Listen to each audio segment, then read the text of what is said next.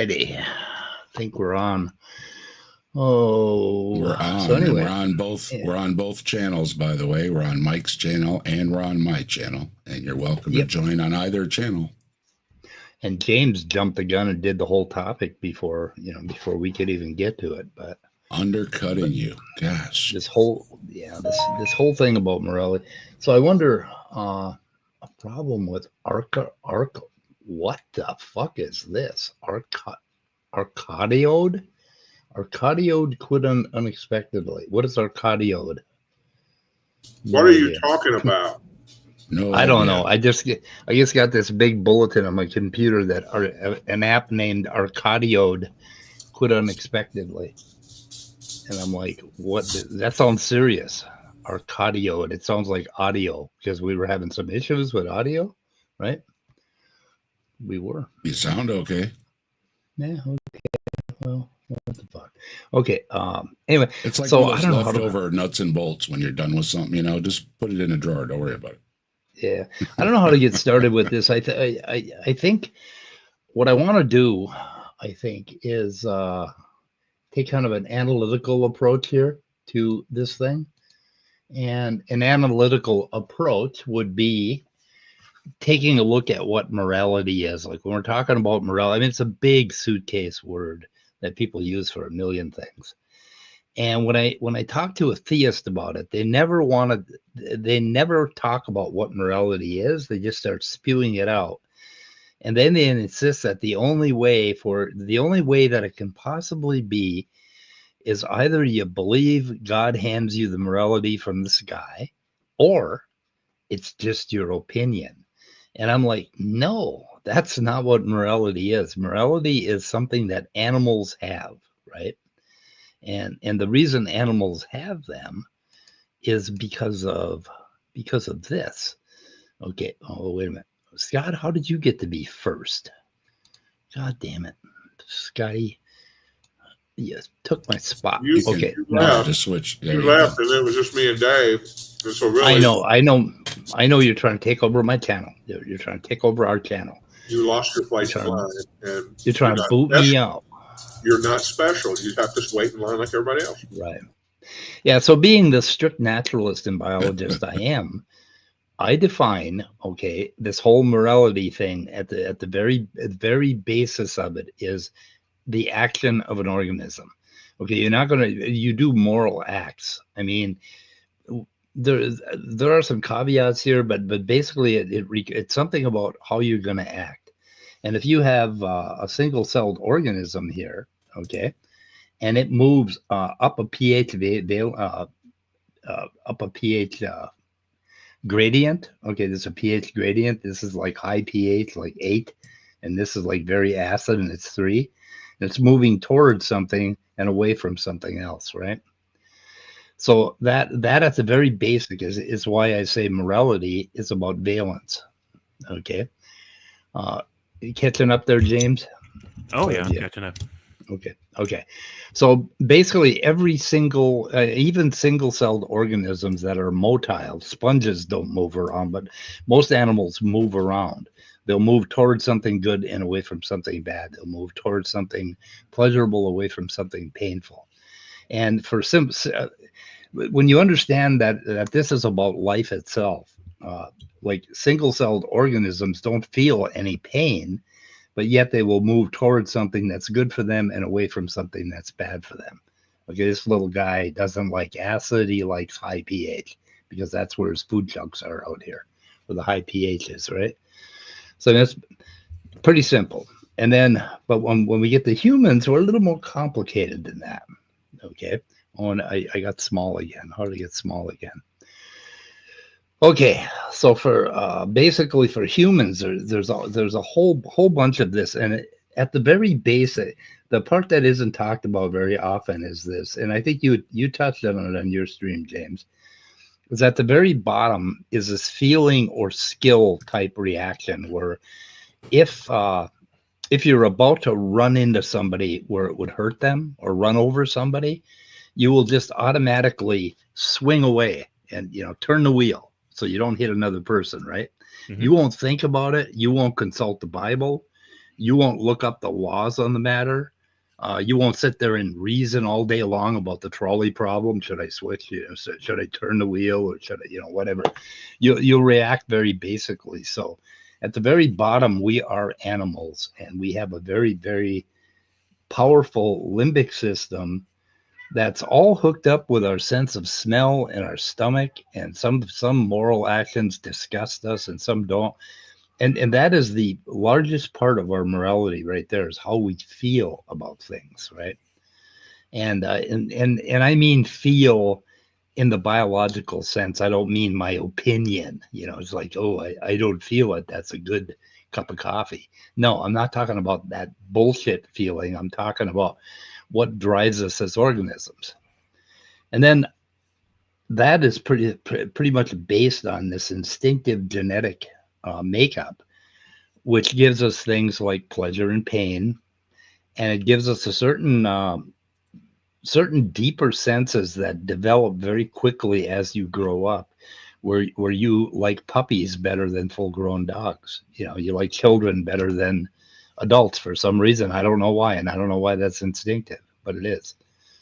And so that's the instinctive part. But then on top of that, we humans have all this shit that we like to add: reason, language, dialogue, and planning. And that's where reason comes into a moral act, when you have time to sit and think about it. Like I'm supposed to go to dinner at my mother-in-law's, and I really don't wanna, but I know it'll hurt her feelings. So you sit and you go through this reasoning process because you have time to do it. Most of the time for moral acts, we just go from the gut, and that's called acting from my gut. And then we do a moral act over here. We do something, right? That sort of thing. And this reason stuff now gets a little more complicated, because we have a moral culture that we grow up in, and there are other people like us. And then we create societal laws, and we write descriptions of moral acts, right? So we can write language about it. So humans exist out in this thinky place, right? And that's where the Christians exist, because for them, it's all description in the Bible that tells them how the laws have been handed down. And they don't talk about or make much mention of this feeling part. They don't make much mention of the reason, the logic part, and they don't make any mention of the instinctual part. That we are at our core, we are moral animals. So that's kind of how I want to frame this discussion, is in all these, three parts of morality, basically, that are ignored oftentimes in moral discussions. Number one, we are animals. Number two, we behave as animals. Number three, we have all this thinky brain stuff on top of it, right? So we're complicated animals. Does that make sense? So you're saying stinky brain stuff, or squeaky? Okay. Squeaky, thinky brain too. I like to call it the thinky brain, but when we talk about it, we make squeaky sounds. And there's a lot of people with stinky brains, if you really. Oh yeah, stinky. Oh yeah, there are stinking thinking. The question I have though is like you said, when we can sit and think about going to. I was just thinking of that. I was just thinking of that meme there. Did you see the one where they draw the circle? Yeah. That's a good one. I love that one. Yeah, that is a good one. Now, like you're saying, though, you're sitting and thinking about going to your mother-in-law's, or you're thinking about the trolley problem. Okay, but where does the cutoff or the shortcut, so to speak, when you have to do something in a split second timing? Yeah. Where you don't have time to sit and ponder it. You know what I mean? Like you're about to fall or something, right? You're talking about the slow, the fast thinking, like from that book, Thinking Fast and Slow. There's the fast thinking brain and the slow thinking brain. Right. Yeah, but So they're not. They're not. So you separate. have something that basically decides, don't think right now. You've got to do the speed brain, right? Mm-hmm. Yeah, we have all this built-in fabric of skills and morals, and if you were a good Christian, you would say that it's written on my heart. Okay, I got a quick and question here about your model. what? You've got an instinct component here, an instinct gene.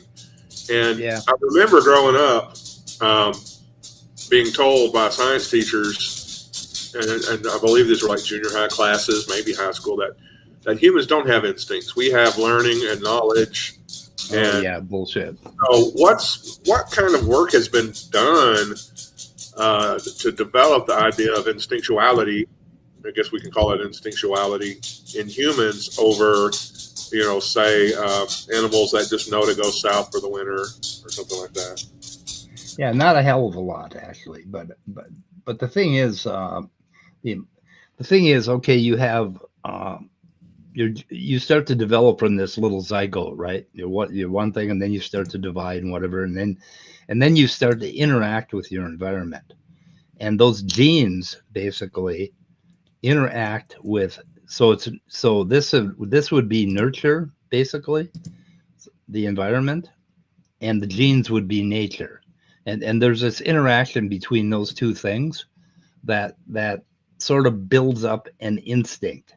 So before the child even knows language, before the child can have concepts and do reasoning as older children can do and adults, there is this instinctual base that basically develops no matter, even if you're raised by wolves, there are some of those things, or if you're raised by nothing at all, you just exist in the forest.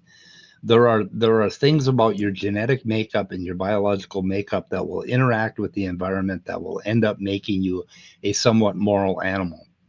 Like, I think you could have empathy for a squirrel that you found on the path that was hurting, even if you were raised without any human beings or any wolves or anything.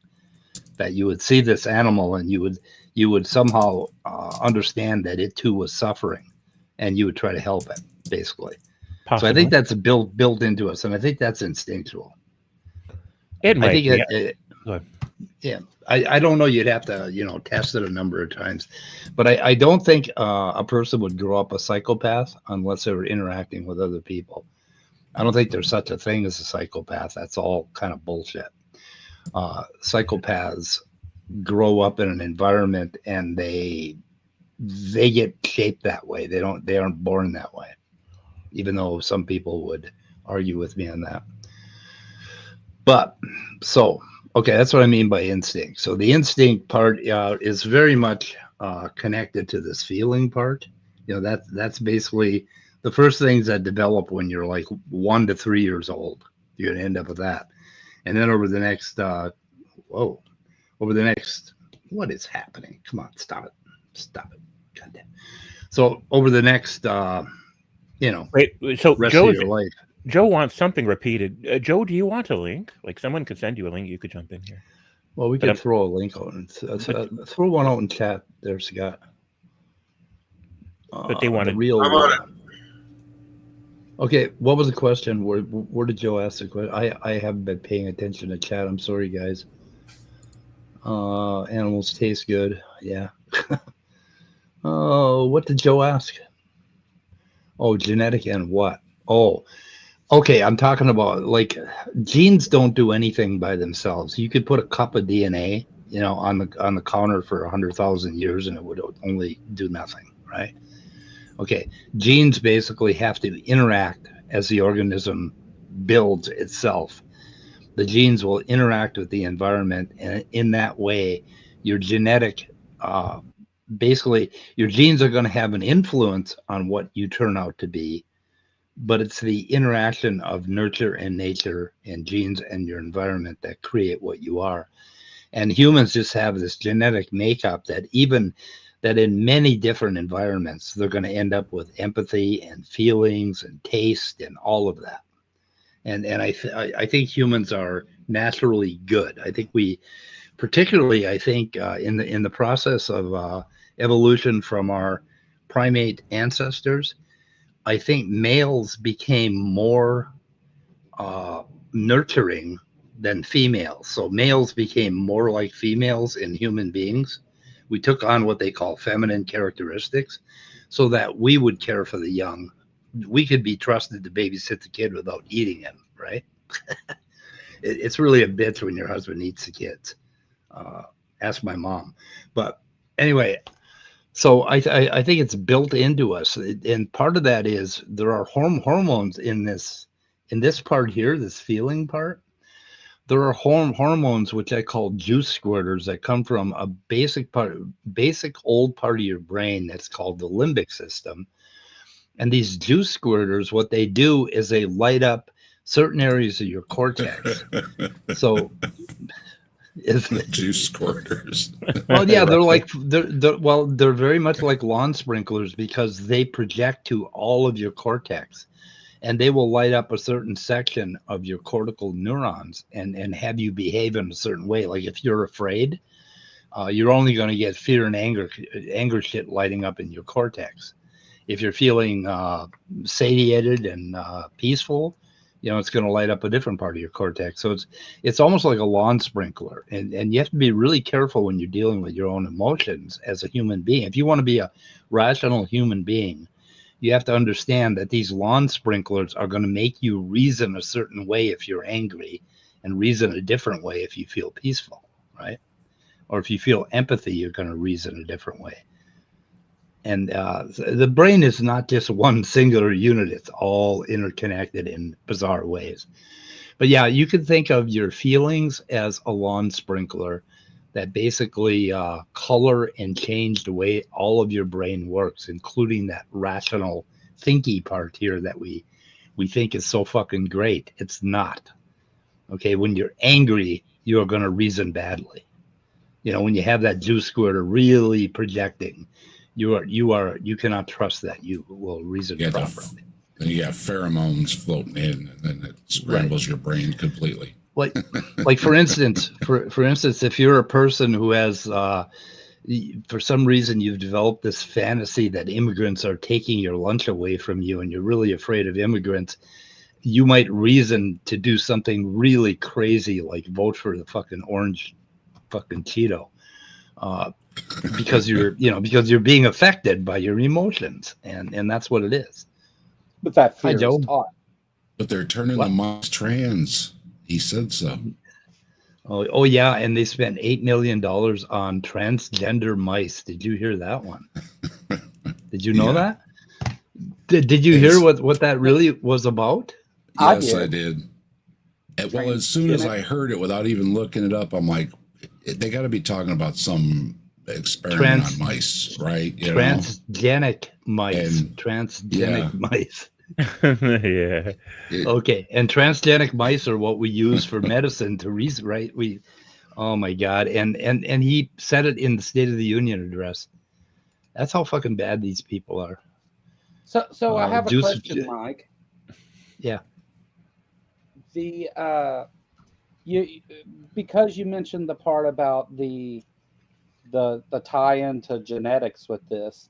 Are you saying we're genetically disposed for certain emotions, or that we're genetically disposed to reason our way into those emotions?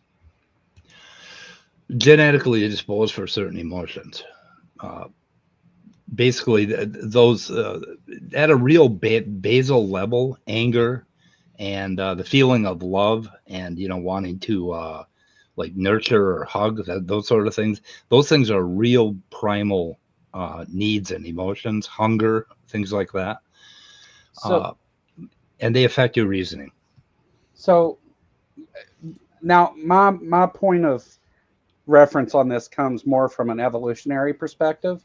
So You'll have to forgive me if I'm like just being too black and white with this, but like, are you saying that absent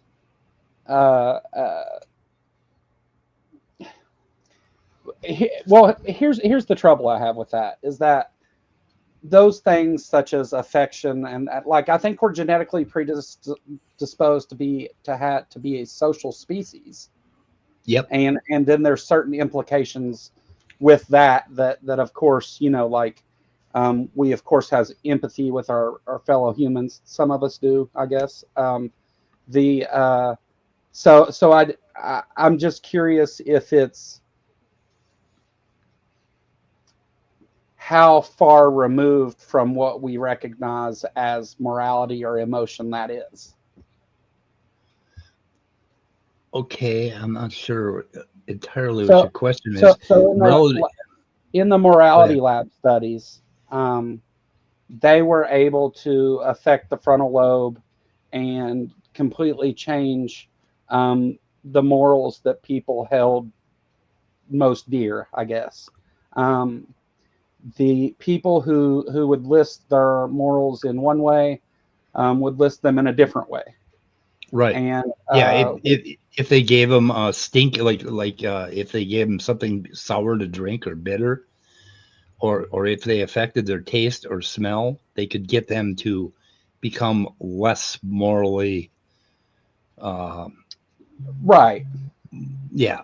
Yeah. Woke. You could trigger that. Well, you could trigger it with conditioned responses, right? So you're combining psychology and biology there at the same time. So do we like what we recognize as something that would make us have a flight or fight response, which I would say is probably one of the ones that would fit in that genetic bunch. Do you think we learn the things that we're supposed to respond that way to, but the response itself is the basal part? Like, okay, what I was saying about juice squirters. Okay, there's this whole limbic system basically that kind of runs at the center of your brain, and your olfactory. God damn it! Why does I keep doing that? Your olfactory system basically feeds right into that, right? Yeah. And other things from your body, senses, whatever. And you've got this little bulb, called the amygdala that handles all the fear stuff. And what I'm saying is that this thing, okay, all your thinky stuff happens out here on the cortex, which means, rind or shell. If you're drawing a picture, I can't see it, Mike. Oh shit, I am. Let me see. I can see it. You've drawn a nice testicle. Yeah, nice testicle. No, it's a goddamn brain. Okay, the brain. Here's the temporal lobe. Same thing for us dudes. Yeah. Okay. So what I'm saying is that this is a very primitive part of your brain, the amygdala and the limbic system. Sure. And the limbic system's involved with your sense of smell.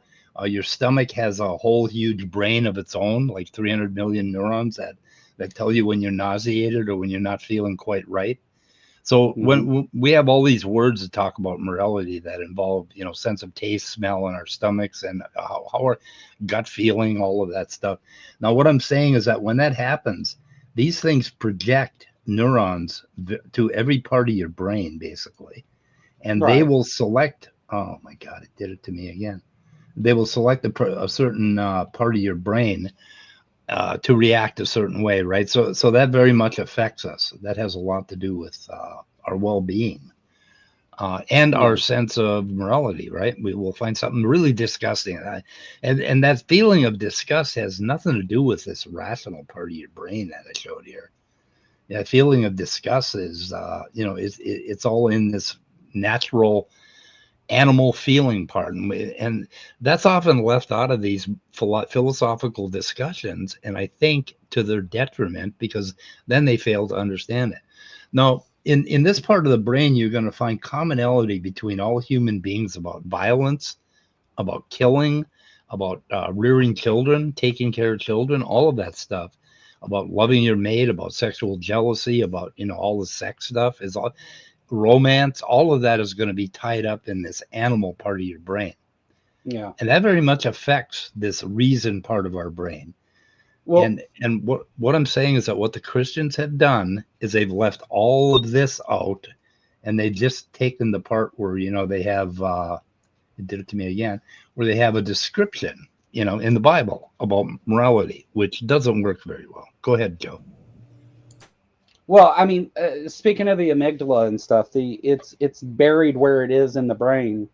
When the more important things are deep in there, right? Like the things that control our involuntary functions are there with that type of stuff because it's such an important core part of our survival. So, I mean that kind of follows that.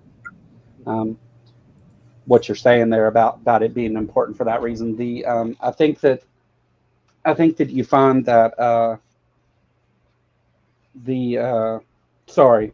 Go ahead, Mike. No, I'm not sure if I can. One thing. Anyway, one thing is the reason part, the language, even the dialogue, all that stuff. I'm under the impression most Christians think that that's not related so much to the brain anyway. It's we're just the repository for this thing called a mind and this thing called a soul. Well, that's what I was getting at. Yeah. Yeah. Is that whenever, like, I would say that Christians are more than happy to hear you separate morality from the brain. They want nothing more than to be able to do such a thing. But I am definitely not doing that. I'm saying. I know you're not doing that. I was just talking about with the example of the genetic part. That's why I asked you to specify from the beginning. No, sorry to keep interrupting. Here's a definition of evil for you. Okay, if you do it entirely with reason. I wish this thing would. You got to find the setting. If you do it entirely with reason, right, and you let reason drive all of your morality, like you take the trolley problem and you use reason to solve the problem, that sort of thing, and use reason to decide how your society should be, you may end up with what happened in Germany in the 1930s, right? Because that's where reason alone leads. When you completely ignore the feeling part of humans and the instinctual part of humans and all the things that are built into us as being social animals, and you start to think, what would be the best for us? What would be the best for humanity? Well, that would be killing all the people that don't look like us, and just or picking the people that are smartest and getting rid of all humanity. The other people, right? Less humanity, because your humanity lives down here, and in here for the most part. All this other stuff came about as and that's one of the things whenever we talk about like secular humanist values and stuff. People like to stop at, well, what's best for humans and what's best for mankind, and there's a frame of reference top problem with that, because on the wider scale, humanity kind of behaves almost like a cancer on the earth. So the best thing for humanity would be to be about a quarter as many of us. But what metric are you talking about best for humanity? So we get into more of the stuff, because I've had the question come up before. Well, if you save 1 million lives by doing the acts that some evildoer tells you to do, then isn't that what's best for humanity? And aside from the other problems with that question, that means that it's not even to me really, but we get into like what's best for human flourishing, or what's best for a particular social group of humans. When you take it on a huge scale like that, and you try to zoom all the way out on it like that, you do end up with a lot of that. But also, I would say that the things that happened in Germany were more based on trying to use reason with bad knowledge to begin with. Social Darwinism was a disaster for a number of reasons. But and how much would be the same and different with the morals if you could hypothetically, let's just say, put a bunch of children on an island that were taken care of and everything, and could have their needs met. However, you know what I mean? How would the Lord of the Flies lack of the influence, of the outside influence? They actually did society. They actually did a test where they took these kids and for some reason they divided them into two groups, and one group decided that swearing was evil and the other group decided that swearing was good, and they had to stop the experiment a week early because the kids were going to kill each other. Basically, isn't that what they based the movie Lord of the Flies on? I think maybe it was. I'm not sure. There's a certain. It's got a name. I think it's. I know it's based on an actual study. I'm not sure if that's the one. Yeah. But yeah. Yeah, that's the othering that and the thing about so we go feral humanism? Real quick is what you're saying. What's that? Yeah. I say we go feral really quick. What we do is we tend to divide into groups. If we're divided into groups for any reason at all, then we end up driving that to a maximum, right? Where the groups, divide up, and that's what's happening in America today. At the highest level that's ever happened, we're divided into two parts.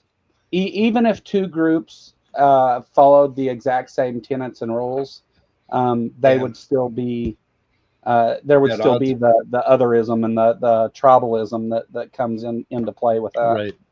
So you think that's why there's only the one hominid species right now, because no, we took out all the other ones. It could be. I don't know. So that's where this becomes important for us. We do have to use reason, language, dialogue, planning, all of that. So we are this whole package here. We're not just we can't just live on this, because we'll end up warring with other groups that aren't like us, right? So we can't just go entirely by our juice squirters.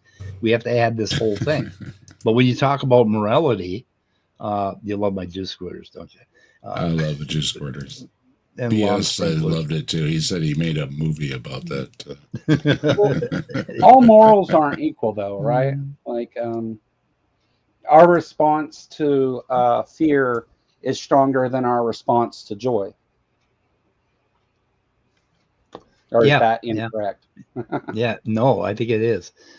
But there's a whole lot of aspects to this. Like, one interesting aspect, and the Buddhists kind of knew about this, particularly the Zen Buddhists, is that if you live in this moral manner where you pay less attention to yourself and more attention to everything else around you, you end up with a more peaceful life, and you end up happier as a result of that. So that's kind of that's almost an assertion that if you live a gentle, peaceful life where you don't overturn too many sticks and leaves, where you walk through the forest as if you weren't even there, you will be more at peace, and you will be calmer, and you will be happier for yourself. So if you're worried about yourself, that's one reason why you would want to behave morally, because you're going to be more at peace. Did we lose Joe? I think so. For a moment, we lost Joe. So I mean, there's that. There are reasons to behave morally, even if you're a selfish son of a bitch. But I don't think we are selfish son of a bitches. We have it. If we see somebody that's really in pain, we immediately transfer our feelings into them, and we want to help them, unless we hate them, right? Unless we have some reason. Well, that's what I mean. Are you talking more about, if there's a large enough group, it's okay, but if there's a bunch of little individual groups, then there's problems.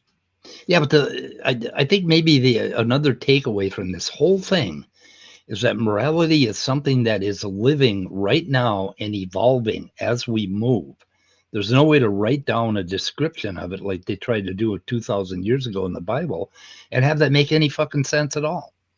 I mean, the only way it's going to make sense is as a lived, your lived life. Basically, you live morality in the moment. We're doing it right now. We're trying to communicate with other human beings, and I think all of us would like it if we had some peace and understanding in the world, right? So I mean, so we're living this in the moment, and in the moment there are going to be changes. Before we get too far, one other thing about morality is there are core morals. Thou shalt not kill, right? Thou shalt not steal from other people. There are these core morals that we all agree on as human beings. And then outside of that, there's the cultural thing where we're going to have differences, right?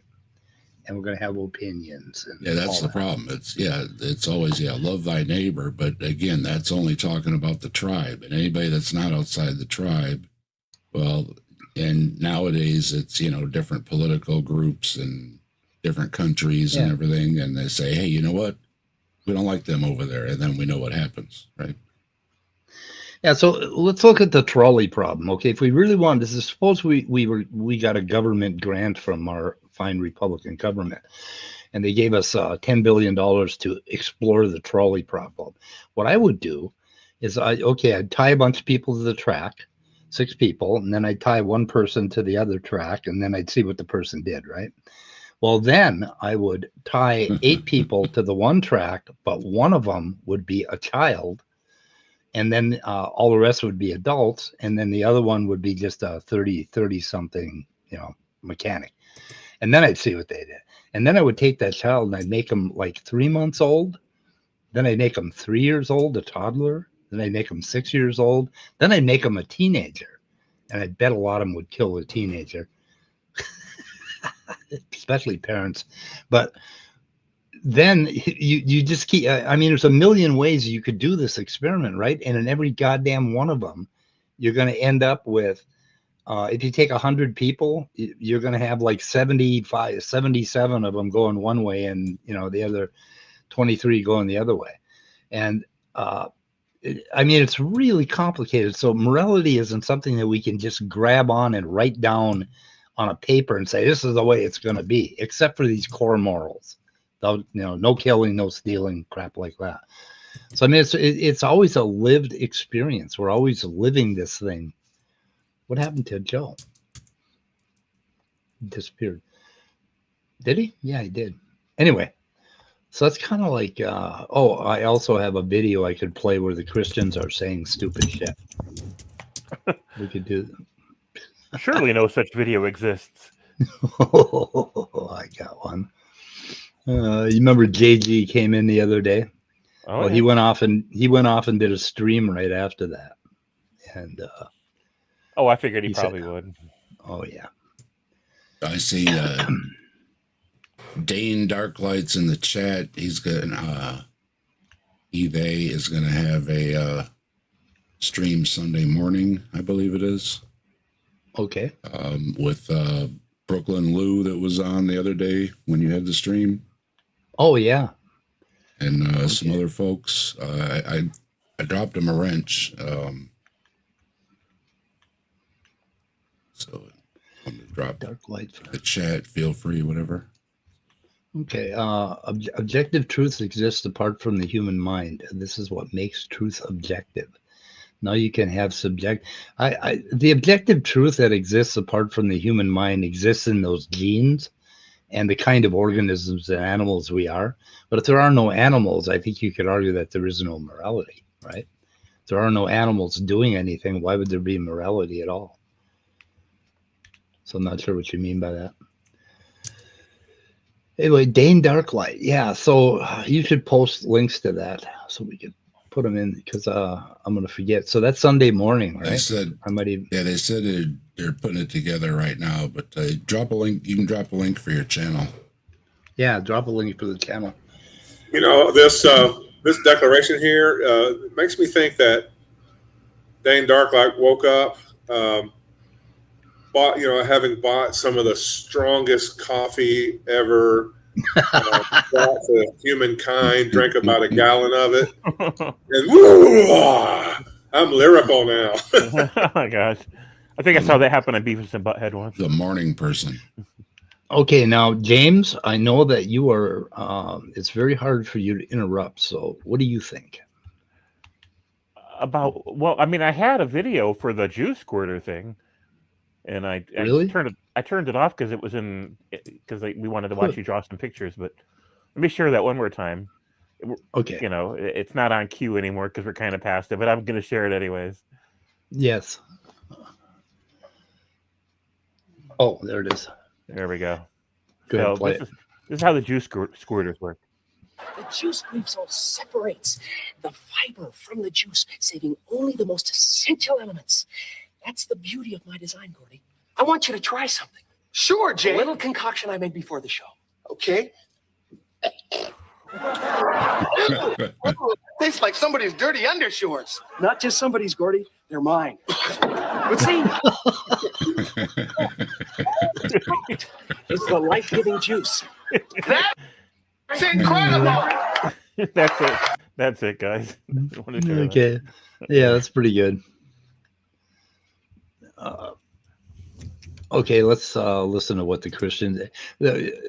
When Christians can't understand what atheists are and naturalists are, first of all, it's not an atheist position; it's a naturalist position that I have.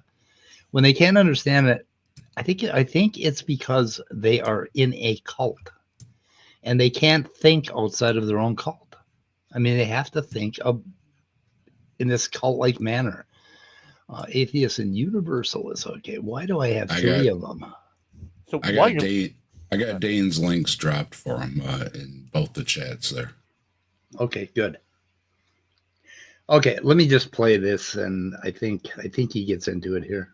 Well, yeah. Well, the way I see it, it's all James. When you get a chance, there's some interesting comments in the chat, but you can go ahead. Oh no, go ahead. Let's handle that. And I also invited you to talk and then just ran right over you. Oh no, I'm hero supporter other people's channels. That's my mode. Okay. I'm there if you need me, and if you don't, it's so it's not like I don't talk enough on my channel. So Day and I don't know Day and Darklight. Do you? I mean, Yeah. No, I just know met them, I think I know them. met them. Okay. So are they on kind of our side of the fence here, or are they on the other side of the fence? Yeah, you can go over there and check it out. Oh, all right, yeah, I'll go check it out. Yeah. Well, tell us. Come on. It's a surprise. Are there sides of the fence? Slime fuck YouTube in the ass. Yeah. Okay, what are the interesting comments you wanted me to pay attention to? Well, I mean, those are interesting, and so is Can't Stop the Matt Walsh. Absolute objective truths exist in different contexts. These are logical truths, mathematical truths, and moral truths. The human mind has no bearing in these truths. That's what makes it objective. I agree. I mean, I don't know about objective moral truths, but but that's not moral. Yeah, that's not moral. And moral truth is kind of a loaded way to put it. Yeah, what do you think? Go ahead. It's rhetorical trickery. Moral truth, that's what's being debated too. A moral truth is not a truth. It's just what people in society accept as right or wrong, or appropriate or inappropriate behavior, and it contains various social consequences if you don't comply. Those ideas, those behaviors are housed in the human brain. And guess what? Lots of humans in social relation to one another have human brains. So I guess you could say it's objective in that way, but there's nothing absolute about it. It can change, and it will change, and it has changed even for Christians. So yeah, if you want to talk about moral truths, and you're talking about that fundamental, basically, because we are a certain kind of animal, a certain kind of social animal, we don't kill each other. We shy away from violence. We prefer peace. We take care of our children. You might want to call those moral truths, but I wouldn't. I just call them morals. It's like bringing this moral truth thing is so that he can slide this in, just like 2 + 2 = 4. No, it's not like that. Morality doesn't work that way. Morality isn't. You're not always going to know how to switch that train. I mean, it's going to be sort of a seat of the pants moment for you if you ever get in a trolley situation. Right. That's my thing. Yeah. When you have time to think about it, we can sit here and think about it and discuss it. And, well, this right. But in the moment, yeah, you've got 2 seconds. Go. Right. Yeah. And when people bring up something like torturing cats or some fucking thing like that, I mean, these are things that we just all, like we're repulsed by it, right? And that's coming from the real deep part of our animal nature, that we're repulsed by that kind of a thing. But then, there's all these little gray areas that you come up with, like abortion, right? Because that depends on when you think a human is a human. And those are going to be a little bit different. So you can't just chuck all morality into a bag and talk about it like it's a singular thing that the atheist has to find the foundation for and has to, ground. It's like this shit happens over and over again, and it's what'd you call it? Rhetorical nonsense. Sleight of hand. Sleight of hand. Yeah. Sure. So anyway, if we suppose for the sake of argument that there are absolute objective moral truths that are timeless and not context dependent, well, then it's a shame that humans don't have a clarified or objectively verifiable access to that domain of reality, right? All we can do is feel around blindly for whatever that might be. And Bibles and religion do nothing to really help us figure out what that might be. Yeah, okay, there again, these absolute moral truths you're talking about, these are things that we all agree on based on our animal nature, based on the kind of animal that we are. And you're conflating those with things like abortion, which are not based on that, which we've made divide upon. There is a whole range of kinds of moral decisions that you're going to make. And even in your life, you may decide morally to do something one way one time, and then another time in a different context, you will do the exact opposite, basically, for different reasons. So you're trying to make morality some singular thing. It is not. And every time you get into a discussion with these people, they'll start talking about the R word and the baby word, right? And but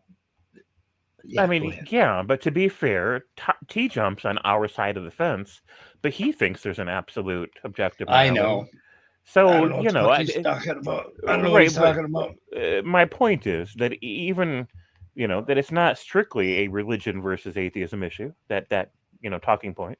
And even if there is something that's objectively moral, like we're still feeling around for it, right? We're still, I mean, if you were to ask somebody that wrote Bible stories about the R word, they would be like, I don't see a problem with it. That's how I spend every Thursday afternoon. Right. Yeah, right? yeah. So, well, I think they did. T-Jump also says something about less immoral too, right? So like if you had a decision to make, there would be something that would still be immoral, but it would be less immoral to do the thing that would be better, right? Okay, put lions on trial. Okay, now you're talking about the laws that we write down based on our morals. That's a whole different thing. Of course, we're not going to put lions on trial for eating or cats on trial for eating mice, though some people might want to. But morality does exist in the animal world. We are animals and we're moral animals, and obviously it exists. And I've watched raccoons behave in a moral manner, where they will abhor violence and shy away from that sort of all thing. That stuff in the white paper all those stuff at the white paper in the wrapped in the white paper at the store came from us putting down some animals, right? So right. Yeah, we got just all these shades and grades, to our morality. It wasn't that long ago we didn't have all the modern ways to take something down, Yeah, and humanely, so to speak, right? Yeah. Getting back to the grape issue, today it's a crime against people who are female.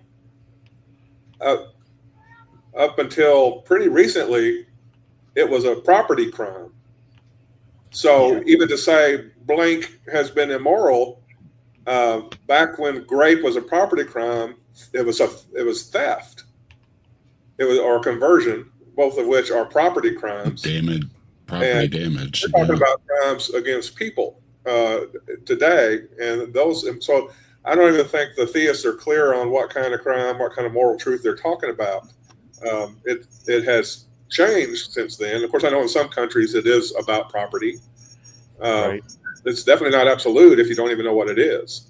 If you don't even know. Yeah, but I bet immorality. It is.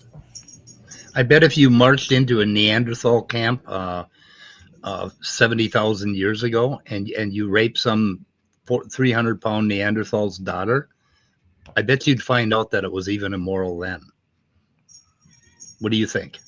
Or tried to rape his wife, or tried to rape anybody in that camp? It's your stream, but you might want to say the G version. I don't know. The classic, Yeah, fuck them, James. Thing is always, they're dragging the woman off, right? So yeah, were they dragging them off or not? When they might have been dragging them off, but they had to drag them off in the dark of night. They certainly weren't going to get away with it because there were a lot of people. Those animals cared about each other back then, and they would have defended their women. And right, so the tribal instinct would be very strong, right?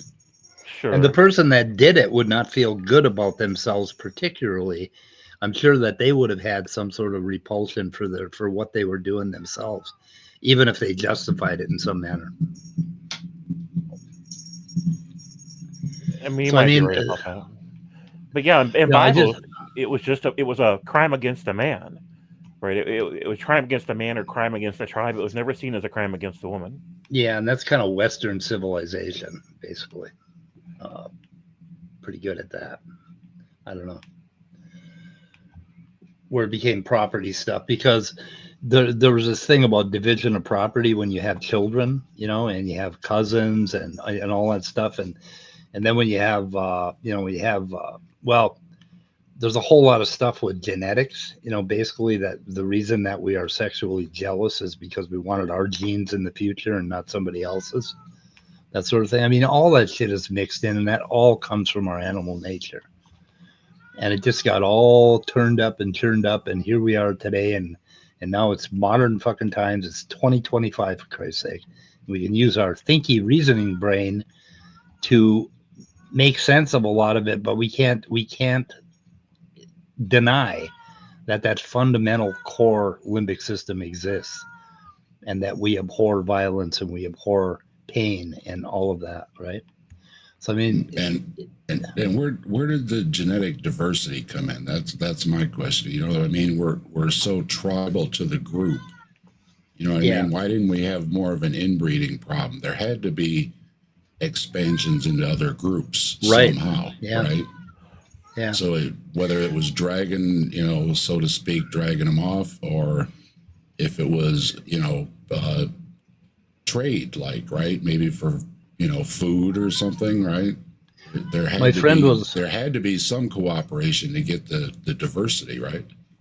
My friend Mac was into anthropology when we were teenagers, and he read about the pygmies, and they existed in these huge tribes, and once or twice a year, they would all get together, pack their stuff, and go visit another tribe. And the first thing they would do when they visited the other tribe is figure out who was related to who, so they could figure out who to have sex with. And then they would interchange, basically. So which is kind of cool, one of my right? family reunions. Yeah, exactly. Right. Well, a Kentucky family reunion must be a lot like that. Everybody, all this so and so. Yeah, you line up over here, and everybody else, you line up over on this side. Yeah, right. And everybody stay over there. Stay on your side. but these are real problems, and these things drive us. But I insist that it all starts with the animal. What was it though? I mean, what do you think it was, Mike? Because we could have doomed ourselves, right? Being too tribal. Yeah. Yep. Was it just the looking over, what's going on over there, curiosity or whatever, like? Well, over in Israel, they did an interesting experiment. Other species do it too, right? Other species do it too. They'll have their pack or whatever, so to speak, but they have to have another influence for diversity, or otherwise you doom yourselves. There was an interesting experiment done in Israel where they raised all of these children in this group, like this group school. And the idea was that they were going to grow up and they were going to mate with each other, right? And so they all grew up together as like brother and sister, very close.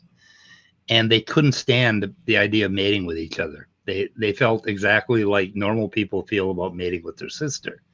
When you grow up in the same family, you develop this, and I think it comes from, I think there's actually a sense of smell where we can detect certain and like part of the immune system in the other person, and we will have a real repulsion to incest, and even other animals have it, and that keeps us genetically diverse. And of course, that very likely evolved, right? Yeah. So that's interesting. Why? Yeah, that was unnecessary. That's like with that speech I was talking about before, where you have evolution driving evolution, right? Yeah. That would fall into that. Yep. Interesting. Oh, let's see. Okay, I'm can't stop the Matt Walsh. Boy, I wish somebody would. Admitting absolute truth exists and necessitates an absolute metaphysical. Oh no, it doesn't. I just don't give me that shit. Fucking precept. He's gonna precept me. What are we otherwise? Again, even if we humor the argument, that doesn't get us any closer to the destination, right? We can suppose objective morality, whatever that is, and a metaphysical reality that we need to be able to ground our morals in. Even if we suppose all that, that doesn't mean we've got it, right? That doesn't mean we have access to it. That just that arguing that we need it isn't the same as substantiating that we have it. Yeah. So, I wanted to comment about this. Okay, there's this bullshit here. What is it? Okay, just a result of random chemicals. Well, it doesn't matter if you're a result of random chemicals or not. You are those chemicals, and you're going to behave a certain way based on those chemicals. And it doesn't have anything to do with random chemicals. And if you want to do it, that's called greedy reduction. With only children would do that. It's like, why should I eat this stuff, Dad? It's just atoms and it's mostly space. Why should I eat my broccoli? All it is mostly space, right? I shouldn't eat it. It's like, why do you eat if it's just random chemicals? I won't say it, will I, Scott? Well, and it's overstating the obvious, right? The Turek and Ken Ham and everything, they repeat you're just molecules in motion. And it's like, we're molecules. Yeah, so what? I am the molecules. Yeah. Right. It's just, when I punch you in the mouth. Yeah, it gets a laugh for some reason, but when you think about it, doesn't make any sense. Yeah, when I get tired of your precept and I punch you in the mouth, that's just molecules in motion. So don't worry. It's not going to hurt. It's only molecules in motion, and it's mostly space. Atoms is mostly space. So why should it hurt when I punch you in the mouth? Well, the debate the other day with T-Jump and Jim Bob, a lot of critiques on it. I'm not going to get into all that, but his main point was every time all these big, long questions got thrown at him, he just said, it's in the brain. Right? It's in the brain. There isn't anything else you can demonstrate outside the brain. So all these, fantastic thoughts and everything we're having they're in the brain. So now he's going to ask a chicken and an egg question here. So now we need to use. Is my mic working or no? Probably not. It is. It is. Yeah. Oh, okay. No, going to use the chicken and the egg thing. What was that comment again that they said that they wrote? Doesn't have anything to do with random chemicals that help us go from chemical cracks, go from morality to some sense of morality. What roboting a little Well, the argument is that primates have had, and a lot of other creatures too, have had a sense of morality, or should we say some sense of morality for millennia, for well, I think that's all mammals do. Well, I think it's a sense of equity and empathy, and then from there we build upon that. We form agreements, and that's basically where our morals come from. Yeah, when we developed language and the ability to communicate symbolically, it sure multiplied. And of course, as our brains grew, there's more. Yeah, what I want to know is parts to deal with it.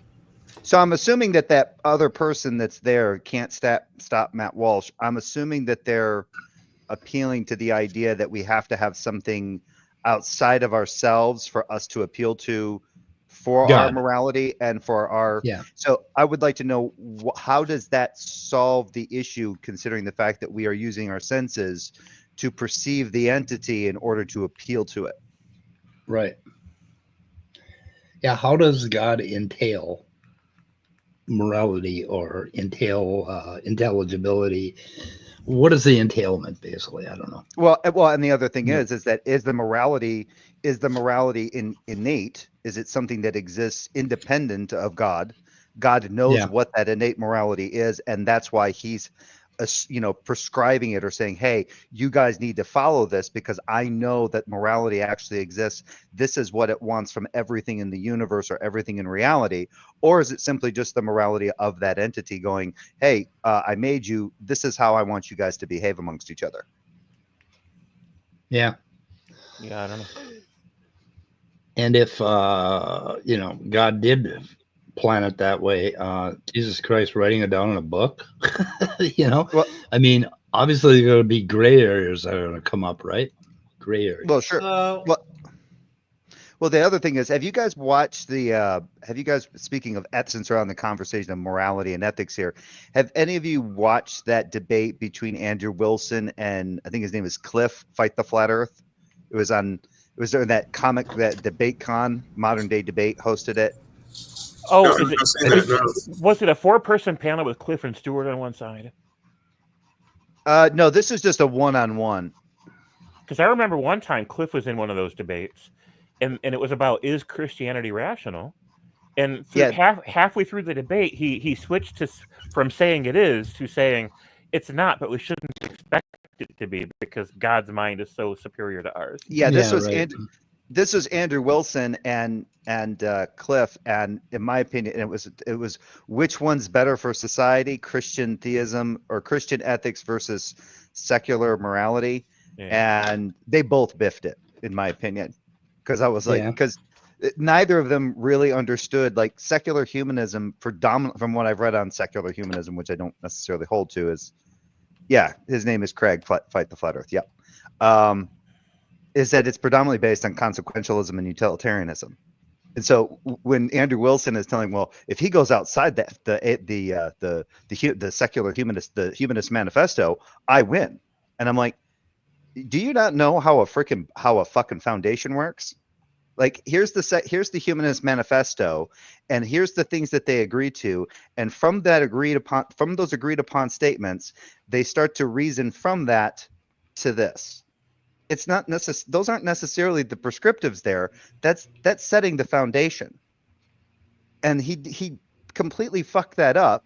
And then the funny thing is that Craig is sitting there, and there's some parts where Craig is kind of struggling. I think Craig was kind of brought in. I think that was originally set up between Andrew Wilson and someone else. I think Craig was brought in as a fill-in. But there's this part where at the beginning of the debate, before they even start doing their opening statements, Andrew Wilson starts talking about he's talking about how he was in his hotel enjoying some whiskey.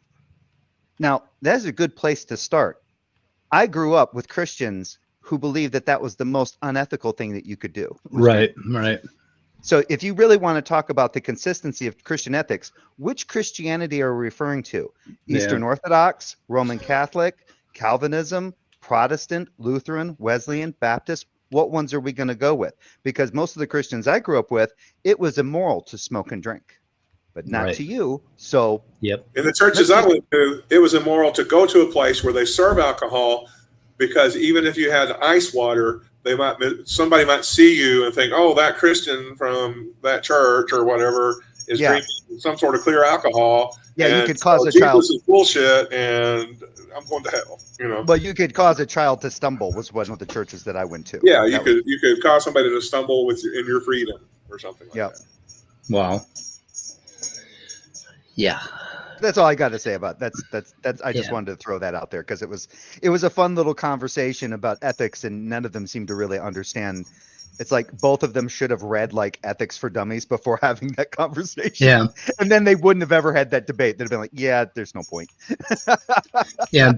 Part of the reason for my big diagram here, Jay, is that I'm trying to get back to the point where we understand the complexity of this thing we call morality, where it's based on all of these different spheres, and it's contextual, and it's sort of a lived thing that we do. And it's not something you can just sit and put your finger on it and then use some example about torturing kitties and think that that is supposed to apply to everything. And this bullshit that is just my opinion. It's just subjective or objective or whatever. And the objective subjective dichotomy is also bullshit, because the true picture is very complex. And when you talk about morality, you have to understand the whole range. Well, I don't have a problem with objective morality when objective is being used as is it working towards a goal. It's when they're using objective to say it's mind independent or independent. Right. It's purely independent. And then you have to go, okay, so it exists innate of itself. So, okay, let's where do we find morality at? And if that's the case, then you're you're not going to find morality if all humans everywhere disappear. Yeah, unless you refer to unless you refer to the equity and it seems to be like this innate sense of equity and empathy in certain social species. Right. And if you say it's in God's mind, whether humans are here or not, then it's subjective. It's God. Still subjective because it's mind. Yeah, because it's dependent on that. Mind dependent. Yeah. Right. Yeah. Yeah, and it's not actually entirely mind dependent, because the kind of organism we are is going to have a lot to do with our morality, and people ignore that. And that's the part where the only place I'd agree with Christians is when they say it's written, morality is written on your heart. It is. It's written on the kind of organism that we are, basically, and we call that our heart. Basically operating like if you're in Taekwondo. And you're in a match, you do not think when you're in a match. You just flow, So it's, if you get into that flow, it is like when I get into that flow, and I call this spirituality, I tend to behave morally. I remember seeing the flow of Taekwondo, watching two guys just kick at each other's heads repeatedly. It's like, no, yep, no, yep. No. Yeah. Like that's not exciting at all. Oh, but they're just they're just playing. Taekwondo. I think it's Taekwondo's like 70 or 80% kicking. So it's like, yeah, okay. Yep. It's all kicking. Well, and what the idea too that the human brain is somehow special and unique. But I still want to know what's going on. Like I just saw another video with there's a whale in distress. And the calf comes up to the boat, and it's coming right up and bumping on the boat and everything and stuff. And and it's rolling over on its belly, to show submission and all this. And they're like, "What's going on?" So they called the animal in trouble people, whatever it's called. Yeah. And they came out and stuff, and sure enough, its mother had some netting wrapped around her. It was in some kind of distress. Yeah. What's going on? There's foxes. There's foxes that knew to do that. They'd get into snares, or they'd get into something, and they get stuck or something, or get something stuck on them, and they'd purposely find a human being and show it to a human. Like, this is yours. Yeah. Get it the fuck off me. Yeah. So it has to be that there's some kind of thinking going on, right? It's not thinking. It's whatever you want to call feeling it, right? part. Dave, that's that feeling part of the brain. That's just very powerful. And for that, there has to be some kind of reasoning and thinking going on. But I had this 170-pound Saint Bernard, right? And we got a little 1-pound kitten named Thor. Thor is now 13 years old. And Thor loved the Saint Bernard. So Thor would go sleep when Dozer would lay down and curl his tail up, Thor would sleep in his curl, right? In between his, in the middle of his tail. And Dozer would sit there. Dozer would sit there all tensed up, like, okay, I can't move. I need to go to the bathroom. Please get this cat out of here. But he would not move because he was afraid he was going to hurt that cat. And he never stepped on Thor. And he would always, they had this relationship. It's like an elephant with a mouse. Tell me that's not moral. I mean, that is morality in action. I mean, it's just, and it's at a very dogs basic, will tell on each other. The one will come up and he'll be acting all funny, and he'll be like,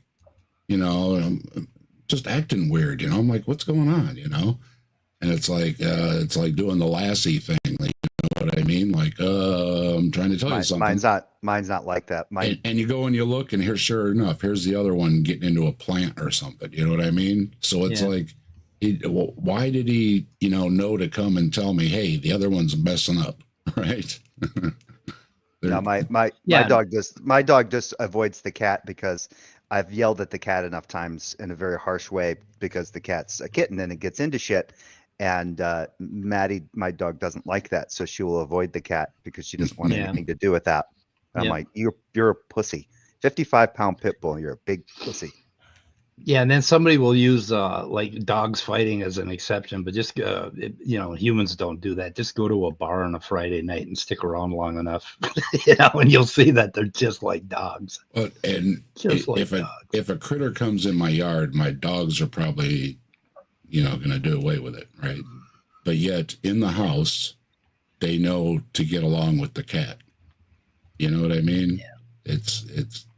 Well, they know that line, Well, I've got a coworker that has a pit bull and a cat, and the pit bull, she has a pit bull, a chihuahua, and a cat, and the pit bull is fine with the cat that she has, but any other cats get in the backyard, that pit bull kills those cats. Will kill them. Yeah, they're very territorial. Yep. We had that with our same. I had a pair that used to do tug of war with anything they got, and we had to get the hose on them by the time they were done.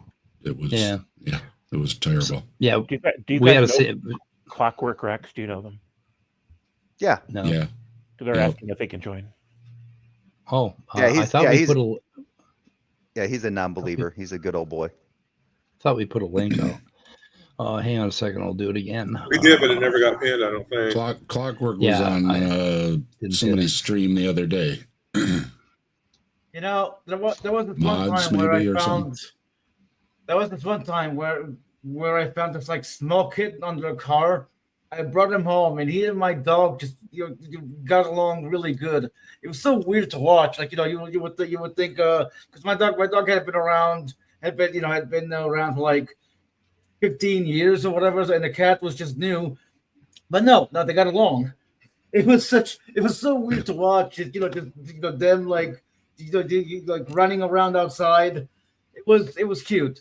Now, we thought our pit bull might have some kind of sense of maternal instinct when it came to that kitten, especially when the kitten walked up to her. Good point, actually. I never really thought of that. Go ahead.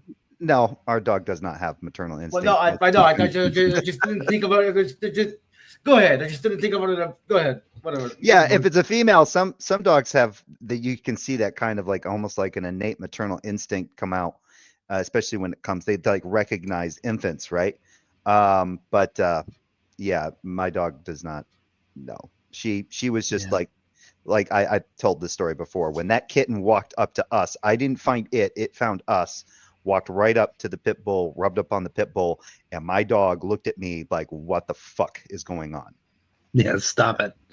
Yeah, you're like, do I kill it? Do I eat it? What do I do? Yeah, what do I do? Cats and dogs don't get along, Oh, yeah, and that's weird what I when they do. me, right? Yeah, for me, it was walking by the car and hearing meow, meow. It was just so adorable. Like I walked up to the car, the kitten, came out. It was.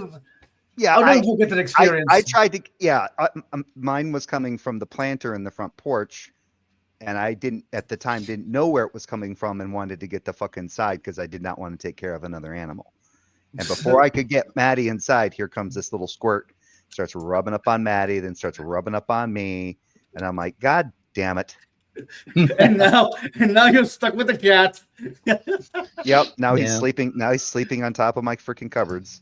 Fucking asshole. Yeah, I got a friend who's a dog. He's a dog. Morality. I got a friend who's a dog person, and I talked to him on Sunday night, and he sent me pictures of. He's got 3 little kittens. They wandered into his yard and into his house. Then he fed them, and now they live there. Now they choose people. They specifically choose people. And in this case, he chose our dog, and then he chose me. He hates it. Yeah. Like when I get up, he'll come running. Every morning I come home from work. Maddie, my dog has now started to now at 8 years old, has started to greet me when I come home, only because the cat does it. She never used to do it before. Hey, Mike, but because the cat does it, now she does it. Rex was on my channel, so I dropped it over there. So that is funny, Jay. That is. You probably want to pin it over there. So like, okay, oh, shit, I better Rex. step up my game. I don't want to lose. I don't want to lose some. This little cat is replacing me. I need to greet him as well. But that's the thing. When she goes the way of the dodo, we'll have the cat still. And I'm like, yep, that's all I'm taking care of because he's been a handful. Hello, Jay and Midnight. Good to see you. Hello. Hello. Hello, Clockwork Rex. Were you on Mod's stream the other day or something? Yeah. Yeah, okay. Yeah, I know Rex. I've known him for years. No, you don't. Quit lying, Midnight. Okay, I don't know you. Fuck off. You don't know me at all, you albino. You guys want to see? You guys want to see some? You guys want to see something classy? Get Clockwork Rex and Jill in a live stream together. It's fucking hilarious. Oh, really? Damn, oh, it's like, damn, it's like gas. It's jet fuel and fucking. It's jet fuel and fire, man. Jet fuel can't smell steel beams. Wait, so it's chill the steel beams. I don't know, but it ain't oil and water. Yeah, you got a full house. Look, Jill starts his shit, and I just drop the thermite on him. You know, I just don't play with his ass because he's stupid. He's been saying the same stuff for the past 6 or 7 years. He's gotten worse. Have you met Darth Dawkins? I mean, from what I hear now, he's on TikTok. Like, what the fuck? Yeah, he's on TikTok. He's a classic. Everywhere else. He's a classic now. Yeah. Midnight, to be fair, he's on TikTok, then he's not on TikTok, then he's back on TikTok, then he's not on TikTok. TikTok, when they find him, they boot his ass. Yeah. Hey, Darklight. Darklight just joined. What do you got? Oh, hey, Dark. What up, y'all? Hey. Are we just strictly doing morality right now? Well, yeah, I think we've put it in a box. Okay, well, I just wanted to give a brief description about my theism because I got a very different theism from most. Yeah, cool. Is that all right? Yeah. All right. I'm a non-Abrahamic true monotheist. I think the biggest. Sorry, I just never heard that. Go ahead.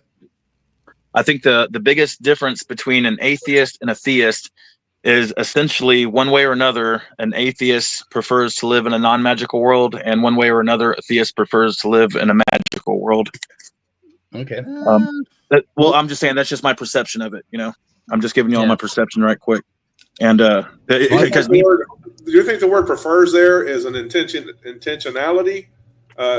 Unpack that word prefer and how it fits in, because that just to me that sounds like, oh, I choose to believe this or I choose to believe that, when I don't really believe you can choose what you accept as true. So what does that word prefer? What's that doing there?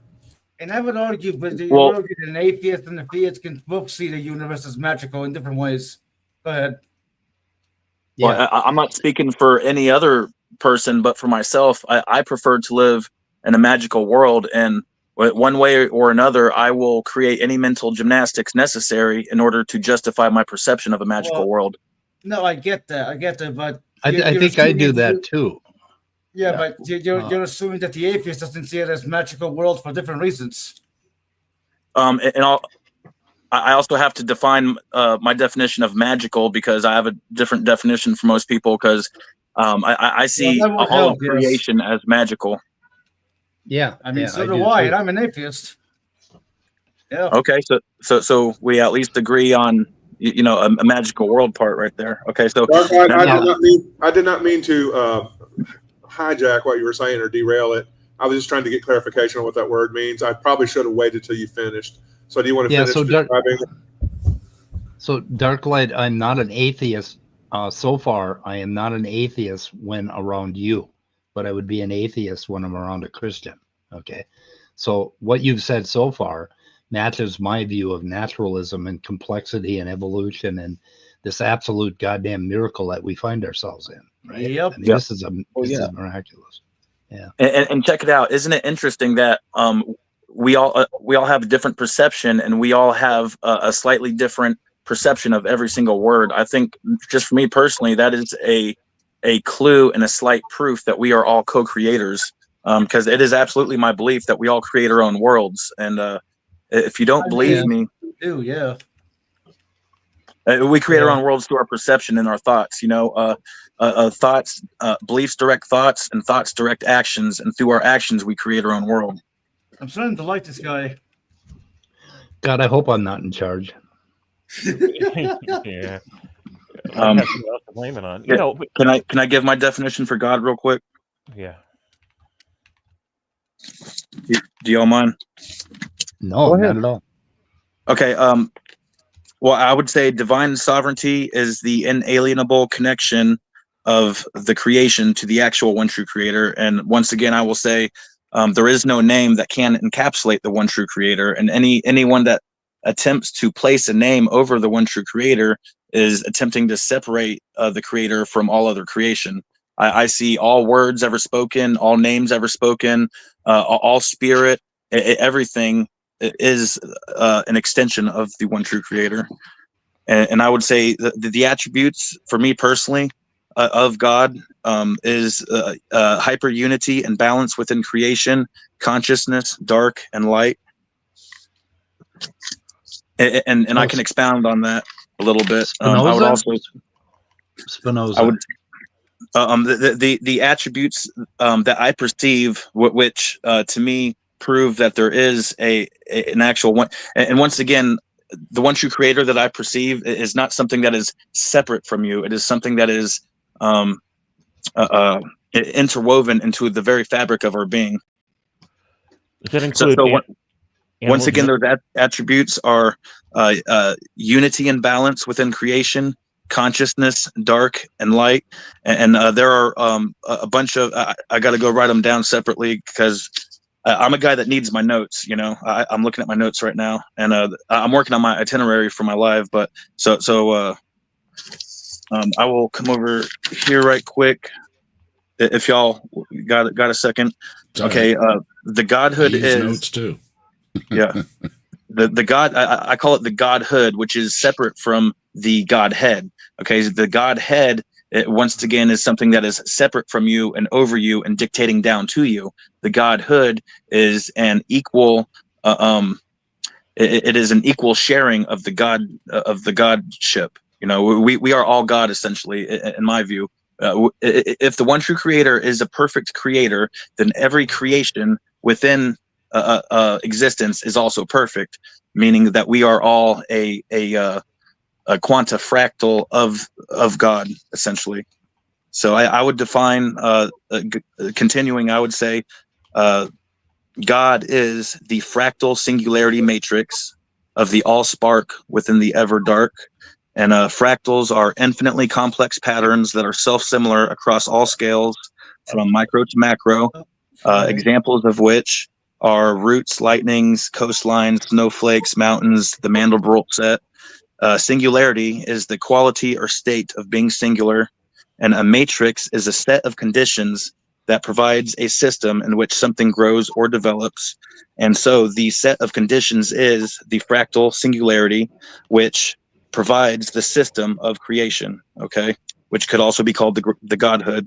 And I'll let y'all roll with that. But that's just kind of giving my perception of God right there. And this sounds very much like my naturalism, which is that's odd. weird. I think the only place that we would differ is in you may place more emphasis on consciousness in the universe than I do. I think that's just a small blippy part, and the fractal universe is basically far beyond consciousness. Consciousness is just one of the little curls that develop in that fractal, basically. Well, that's probably funny because me, I place a great emphasis on consciousness. I think actually consciousness is one of the biggest proofs for my perception of God. But I also say that darkness and light have their own built-in consciousness. I say darkness created the light. Darkness loves the light. It is not light versus dark. It is light with dark. A lot of followers of Abraham are dead set on dark versus light. It's very Zoroastrian. Okay. Yeah, we'd probably get along on most things. We'd fight over the consciousness thing, but that's about it. The rest of it, this magical universe, like looking at a snowflake, particularly when I've ingested 4 grams of albino penis envy mushrooms, is just absolute magic. Wait, I mean, it's did just you say absolute magic. albino? Albino right? penis envy. Oh yeah, I grew some albinos, Oh yeah, dude. midnight penis. Yeah. Midnight he's whiter than we are. Yeah, I'm an albino, unfortunately. Or fortunately, Hey. I don't fucking know. Hey, midnight Sparkle's penis is so bright it glows in the dark. Hey! Don't start like Paul hard, okay? Oh man, Midnight saved many a ship from running aground. So don't. Midnight came to visit me give him a once, hard but it time. was snowing. It was snowing, so I slammed the door in his face. Yeah, it's like he was invisible or some shit. Yeah, but yeah, we give each other shit here. Dark light. I get what you're saying. What is the light without the darkness? What does it mean? What does the darkness mean without the light? Sorry. Pure darkness is just as blinding as pure light. Oh yeah. Pure darkness will freeze you solid. Pure light will burn you to your core if you stand in it long enough.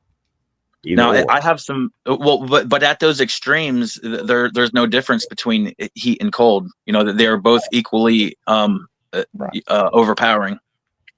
Hmm? Yeah, what was that old story, Daedalus and Icarus? You fly too close to the sun, you're gonna lose your wings. Yeah. So, yeah, and fall and die. So, Darklight, what do you think of like the state of agnosticism, or not knowing, not being able to conceive of the totality of this thing, this God you talk about? Basically, I would disagree with that statement because once again, that would circle us back to consciousness, and I believe that our consciousness is actually, the smallest quanta of that Godhood. So through our consciousness, that is proof of, I call it the omni-consciousness. But once again, like it is interwoven into our being. It's not something separate from us. And another thing I will say, that my perception of the one true creator, the only worship that he accepts is co-creators creating. He does, and it's not demanded of you, but it is inevitable of every person, which I call co-creators, to inevitably create something. Yeah, and that kind of harkens back to this talk about morality, where I was saying that morality is our lived life. It's lived in the moment. It's created in the moment. We forge our morality at every moment of our lives, and we forge this creative. This everything we do is creative. We are active organisms, and we create constantly. Well, the guy in the comment, Walsh, he was trying to say that. Fuck, I don't have it right in front of me, but he was trying to say something to the effect of, if everything is subjective, then that disproves the God as he sees it. But I actually think that proves the one true creator, everything being subjective, because if you really think about it, even the Abrahamic perception of the creator is entirely subjective, because it's subjective to the holy books that they stand on as their only words of their God as they perceive it. The Abraham, there were no holy books. But the Bible. There was no Bible during Abraham. No. Well, I'm saying like the modern rendition, Yeah, but Abraham, you have to go to Abraham's perception, since you just appealed to it. But in those narratives, Abraham had no scriptures. Abraham didn't have a Bible to go off of. He was dealing with God. In those narratives, he was dealing with God directly. And what relevance does that have to my point? I was just asking, not being a smart ass, but I was just, because you appealed to the Abrahamic perception and then went to the Bible, but he didn't. Abraham, to be consistent, Abraham's perception of God wasn't because of something that he learned from Scripture. According to those narratives, he had a one-on-one relationship with that entity. Yeah, he had a direct. And once again, that's presupposing that like him and only certain chosen people can and do have that relationship. No, it's just based in the narrative. So if you read Genesis 18, God comes to Abraham's tent with two angels, and they talk. But well, I'm talking about like the modern perception of Abraham is totally dictated by the modern Bibles, which everyone bases their perception off of. But if you're doing a critique of based on Abraham's perception wasn't a perception based on Scripture. His perception was based on dealing with the entity one-on-one. That's all great and well for Abraham, but I'm talking about everyone else that is basing their entire perception off of the Abrahamic theology, and the only way that what is the Abrahamic theology? What I will say that what makes Abrahamic theology broken is they constantly try to divide that which is united through sin. I don't believe in the construct of sin and evil. And when you say Abrahamic theology, are you referring to the three primary religions that hold to the Abrahamic God: Christianity, Judaism, and Islam? Yeah. Okay. Yeah, because they have vastly different theologies to them, even though they're based but they're all based off of the root of Abrahamic perception. But historically, no, because Abrahamic perception was originally Judaism wasn't based in monotheism; it's a henotheism. Oh yeah, I know. Which kind of disproves the whole claim of never changing God. Because actually, Yahweh was originally a part of a pantheon of gods. There was multiple gods, not just one. Well, there's speculation on that. There's the El, and then there's the 70 Elohim, and that Yahweh is Ashra or Ashra, right? He's one of the 70. Well, you said he, but Ashra was supposed to be his wife. Well, we know so little about the history of Yahweh that we don't know if he was part of a pantheon. We just know he was associated with a kind of a mixed bag. I can't remember their name. There's a sh sound in there, but he was involved with the culture in the Arabic regions, and somehow floated up north and was absorbed by Israel and Judah in that area, and wasn't part of the kinds of pantheons you find in the northwest there, in the northwest. Yeah. The thing is though, since you're appealing to a one true creator, what is that one true creator? Yeah. That's the stuff that I read to y'all. Yeah, but that sounded like you were presupposing the one true creator based on other things that you see. So it's like tree, therefore God. So it's because what you're espousing right now sounds like a form of like precept light. Like because we have X, because we have consciousness, therefore there's a one true creator.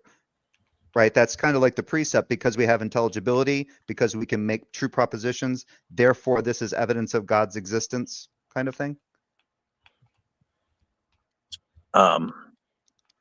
Sure, we'll just roll with that. I don't understand what you're fully saying right there, but because you're essentially, it seems like you're appealing to certain things as being products of a true creator without showing the true creator.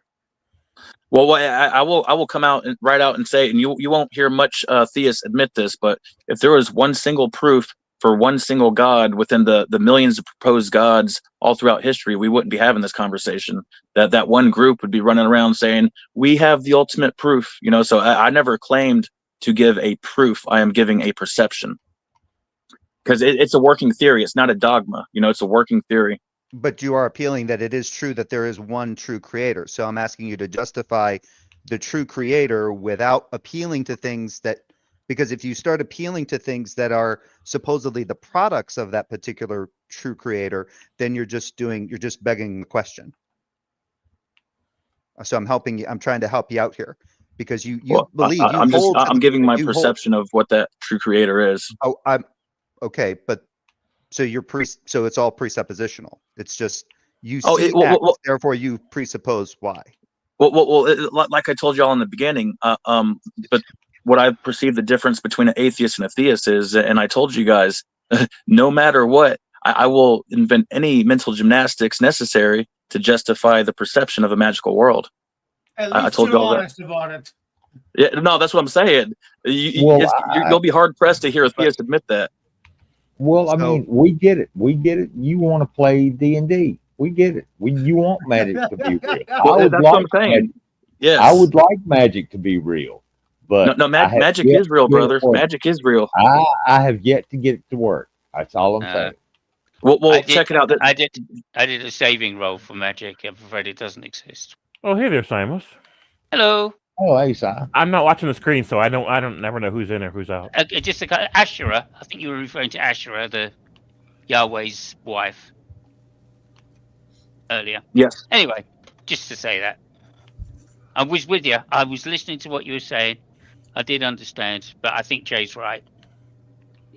Does anyone have anything for me? I don't, because I am working on my itinerary. I just wanted to hop in real quick and say hi and let y'all know what kind of weirdo you're dealing with here. Yeah, I'm not going to push. I'm not going to push any further. I'll wear you out. Your gymnastics will go into overtime. No, I like it. That's what I'm saying. Like I like these hard questions because I like to go back to the drawing board and keep the mental gymnastics rolling. You know, that's why I like hanging out with atheists. I would look for an alternative to that word "prefer," because I don't prefer a world with no God. I don't prefer a naturalistic world. That's just the one. I guess I prefer to be aligned with the truth.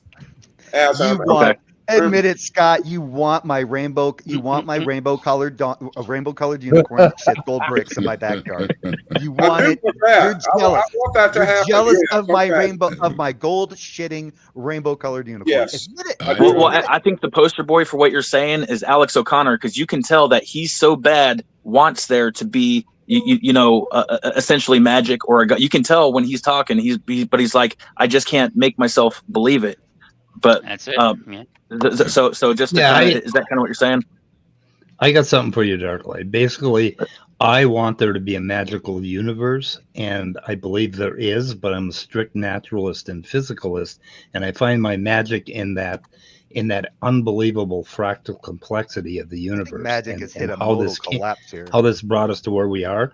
So I'm not an atheist who doesn't want a magical universe. I've been that way pretty much all my life. Well, you're a weird atheist then. I started out as a secular Buddhist when I was like 15. Oh, cool. And for the last 25 years, I've nailed down physicalism and naturalism. So I would just point out that atheism is strictly on, from my position, atheism is strictly on the position of whether it's in like an epistemic state of whether or not you're convinced God or gods exist. So you can be open to the supernatural, you can be open to magical, you can be open to demons and all sorts of weird things. And it's we'll see. Although I believe in magic, I don't believe in supernatural. I don't like the word supernatural because anything that happens is natural. Just because we don't have an explanation for it currently doesn't mean it's supernatural. It just means we need a better naturalistic explanation. So magical just means mysterious. Magical just applies to things that are mysterious that we just don't have better understanding of. For me personally, just magical is just creation. The most mundane things to me are magical. Which I admit I have a different definition of magical than most people. But how do you know that this is creation? Which part I got a great answer for that because I create. Because we are all fractal extensions of the one true creator. But so you're saying that because we're true creators, therefore there must be a one true creator. Yes, sir. Yeah. Essentially, yes, sir. That's a I think he may have had a question. The other way around. It is a very prettied up look at the trees argument. Yes, I realize that. So, what do you think about evolution then? Do you think that? I believe in evolution. You do. You don't believe? I believe in evolution. Okay, you believe in it. Okay. Thank God. Thank God. He believes in it. No, just kidding. Oh no, absolutely. Well, see, evolution is a driving force of creation. Like, it blows my mind how so many theists think that evolution disproves God somehow. You know, I just don't get that connection. Yeah. Yeah, in some ways, I would ask you to be a little more humble about what humans are, but in some ways, I could agree with you that human beings, with our ability to create and reason, are kind of like the pinnacle of this fractal craziness that the universe We'll is. check it out. I'm 75% narcissistic. Okay, I took the test, so humility is not in my nature. Hey, before well, that's probably why you Dark think Light, consciousness is central. before like I told you, I will invent any mental gymnastics to justify me being God. That goes in line with my narcissism, and I'm cool with that. Before you take off, tell everybody what you got going on this weekend. Yes. Oh man, dude. Okay, we'll check it out. It's the Alliance of Defiance. Okay, and that is pretty much because the followers of Abraham have it in their fucking dogmas that they're going to take over the world, and you know, and each one of them think that they're going to be the ones that do it. So in their scriptures, they call for the death of anyone that doesn't believe in their bullshit.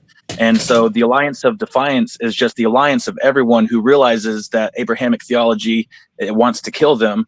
And we all must join forces in order to resist the broken theology of Abraham.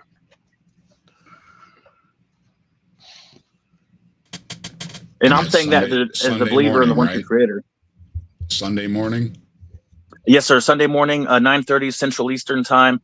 And actually, dude, I'm all about shock factor and raw fucking brutal honesty. And like I said, I'm going to slam fuck YouTube in the ass Sunday morning. There you go. Ouch. You guys want to see something confusing? It's going to be a train wreck, and people are going to be rubbernecking. It's going to be a train wreck, bro. Something confusing. Hey, I'm a walking contradiction, bro. I'm cool with it. Yep. Hey, I appreciate y'all's time. Thank you for having me on. I really got, because I'm so disorganized that I have to overcompensate by being extra organized. So I really like to have all my content planned out and shit. So it's going to be nonstop fucking badass content for a couple hours.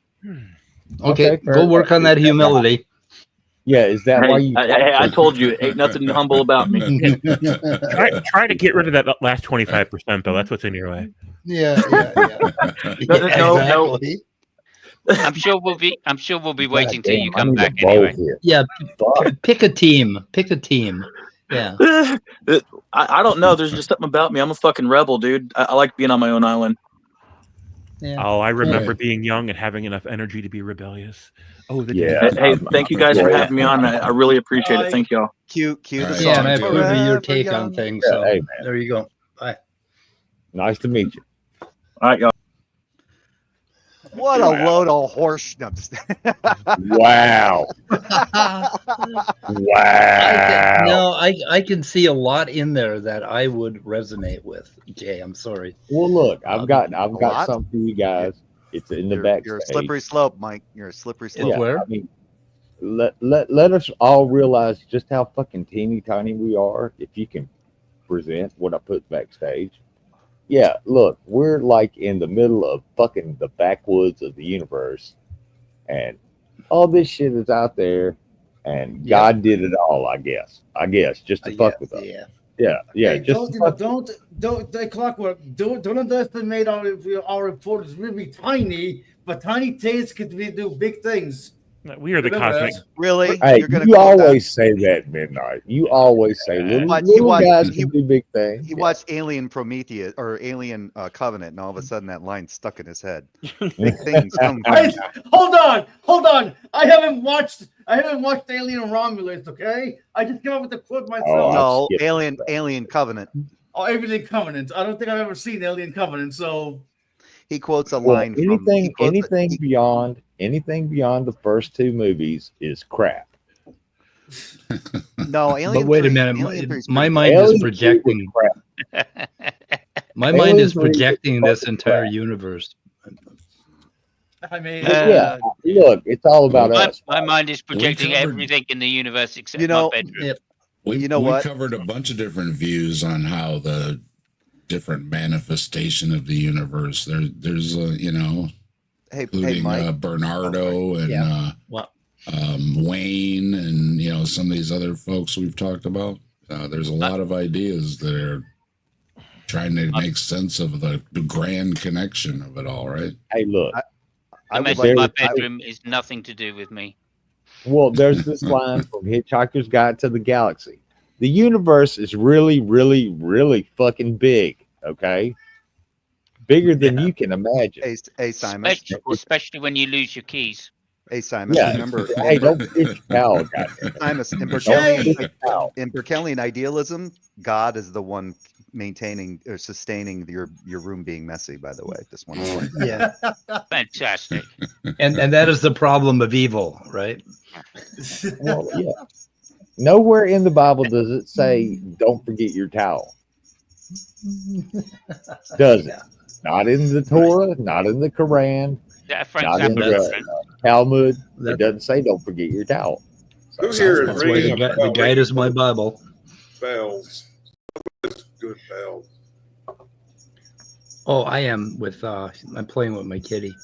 Oh, okay. Oh, by the way, those images of the universe, I can get the same. I can create that myself if I bend over, bend over at the waist, close my eyes, sit there for about a minute, and then open my eyes and stand up real quick. Try that on I can get it if I just switch my phone camera light on, well, bend over, like you're saying, stick the camera behind my butt, get it up real close. Yeah, I look. Looks and exactly you can the see, same. and if you do it right, Uranus. Yep, that's it. Well, I mean, ever since I was 8 years old and my parents gave me a telescope for Christmas, I've been fascinated by astronomy. Yeah. Right on, clockwork. Woohoo! Well, I mean, to think that this little blue speck of fucking is the center of the whole fucking universe, you're wrong. Yeah. You're fucking wrong. We're not special. I don't know. I don't know. I don't know. I'm on the fence when it comes to that whole firmament thing.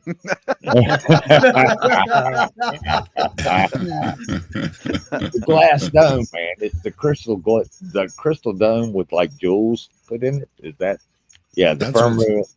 That's what's happening to Elon's rockets. He keeps hitting the firmament. Yeah. Yeah, they keep cracking up. Yeah. Yeah, my friend drove 100 miles the other day to see one of Elon's rockets launch, and it failed to launch. So, yeah, my favorite thing is when they go like halfway and then they blow up, and everybody's like, "Oh, yeah." He meant to do that. He blew it up halfway on purpose, and I was like, "No." Only, and they very if only Elon's they very rocket quickly was change dependable the as sperm. They very Oh, quickly it's not change Jay. the screen after the rocket blows up. You know, they very quickly move on to I something love else. watching the rocket launches. I've got a couple of different channels I follow, and they broadcast all these different rockets, you know, and all different times of day. And yeah, I've got it set, and I sit down, and I'm just fascinated, just watching it, you know, launch and go up. And it's like Dave, every time, I love that shit. Yeah, leave it. That's how I want to die. I want to strap myself to one of those fuckers when they go off. Yeah, leave Wouldn't it. that be great? Leave it to apes to freaking figure out a way to strap themselves onto a bunch of fucking explosive fuel. Either that or I want to launch a 20 megaton bomb. Hey, you know what? You know what would be fun? You know, it'd be fun if we make this in such a way so when it explodes, we direct the explosion right out the bottom, and then we're sitting on top of it. Yeah. That would be Yeah, we are nothing but silly monkeys. Or apes, I guess. Hairless apes. Looks like I'm not going to get to the creationism today, or the intelligent design of it. We already covered it. Gosh. We already covered it with Darklight. Come on, Mike. Yeah. Well, that was a different version. Okay. Did anyone notice him using the word allspark? Because like he was talking about. Yeah, it's like he was talking about Transformers. Yeah, I was like the allspark. Wait a minute. And the Matrix. I mean, not to make fun of we all might live in the Matrix. We all might. Is that from? You are all just manifestations of my reality. You're just all manifestations of my reality. Exactly. You're all manifestations of mine. There you go. Yeah, I can just, you know, with a thought, you're gone. So you better behave yourselves. You know, I wonder if Bug Universe has any anchors. The MCU multi. ahead. Well, I've just got to say thank you so much, Dave. I really appreciate the size of my you-know-what. I was thinking about you, Simos. I was thinking about you. But why did you have to project him to look so goddamn ugly? You know what? Do you know what anchors me to reality that we all share? Gravity. Is it an anchor? Oh, okay. No, it's gravity. It's gravity. Look, if any one of us got on the skyscraper and jumped off, we'd all fall at the same rate. Yeah, I'm telling you, I'm Great telling you, equalizer. it's just because of the air, man. The air is just not thick enough to hold us. Well, as the guy that leapt off the building was heard to proclaim as he passed each floor, so far so good. Yeah. So far so good. That's what I used to say to me dad all the time. It's not the fall that kills you. It's sudden stop. I intend to It's live a sudden forever. stop. Yep. I intend to live forever. The sequel to the movie "Don't Look Up" is "Don't Look Down" either. Right on, Samus. Living forever. Woohoo! Yeah, I just like to be that. I just like to be that one person when somebody comes in here with that, with their like coming in here and just to joke when they leave and go, "What a load of absolute horse shit." Well, I mean, in Dark Light's case, there was some of that. I just all I could hear was I don't have it. Yeah, it's just a joke. But when he started throwing it out, I could just smell precept without Christianity attached. I was like, "Yep." Oh yeah. Really, is that any different an expression of theology than any other religion you've heard? Oh no. Their theology? No, not really. No. Yeah, it's just a person's particular theology, personal theology. Does an institution support it? Probably not, but it's an individual theology. He wants to engage, so go over there and engage, right? Oh, and when he started to say something about agnostics, hey, look, that's my ultimate answer to is there a God? Is I don't fucking know. Which God are you talking about? If I want that kind of mental gymnastics, I'll go to Richard Matson's channel and just go. Yeah, Fair enough. To the point where I don't care if your God exists outside of our time and dimension and universe and everything else. I don't care. You know what I mean? Yeah, it doesn't make any difference to me then. You know? Yeah, it effectively does not exist here anymore. Yeah, you're putting it so far out of reach of everything. Then okay, it's out there. I don't care. You know what I mean? If it's there, show it. That's my position. If it's there, show it. But don't expect me to play, patty cake with try to invest in fallacious reasoning just to get to that when you don't have any examples of it to begin with. If you have an example of it, cool. Show it. I want this motherfucker to calm down and just be like, okay, look, stop fighting. Here I am. Can we just stop fighting? He can't come. He can't come down, Midnight. He's the one instantiating, sustaining all that exists. Yeah, there you go. If you call him down, we'd all disappear. How did I manage to manifest that in my reality? Well, if we're made in the image of God, there's 50-50 chance he's scared of heights anyways. Yeah, you're not wrong. You're not wrong, Sam. I don't see any mushrooms. Top Dog Speed is kind of showing a bit of irony there, and also saying, "Be afraid." Yeah, irony, very afraid. Right. Are those afraid? Yeah. Are those shiitakes? Are those shiitake? Yeah, they're shiitake mushrooms. Yeah. Okay. Yeah, they're blue. They're called blue shiitake, and this right here is the other part of the equation. That you do what you got to do.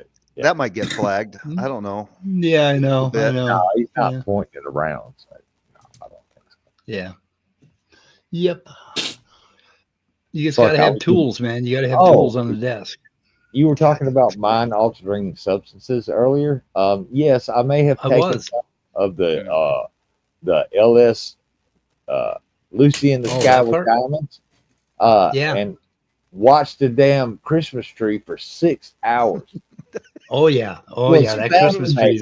Yeah, I was like hypnotized by it. The lights. It's the best show on earth.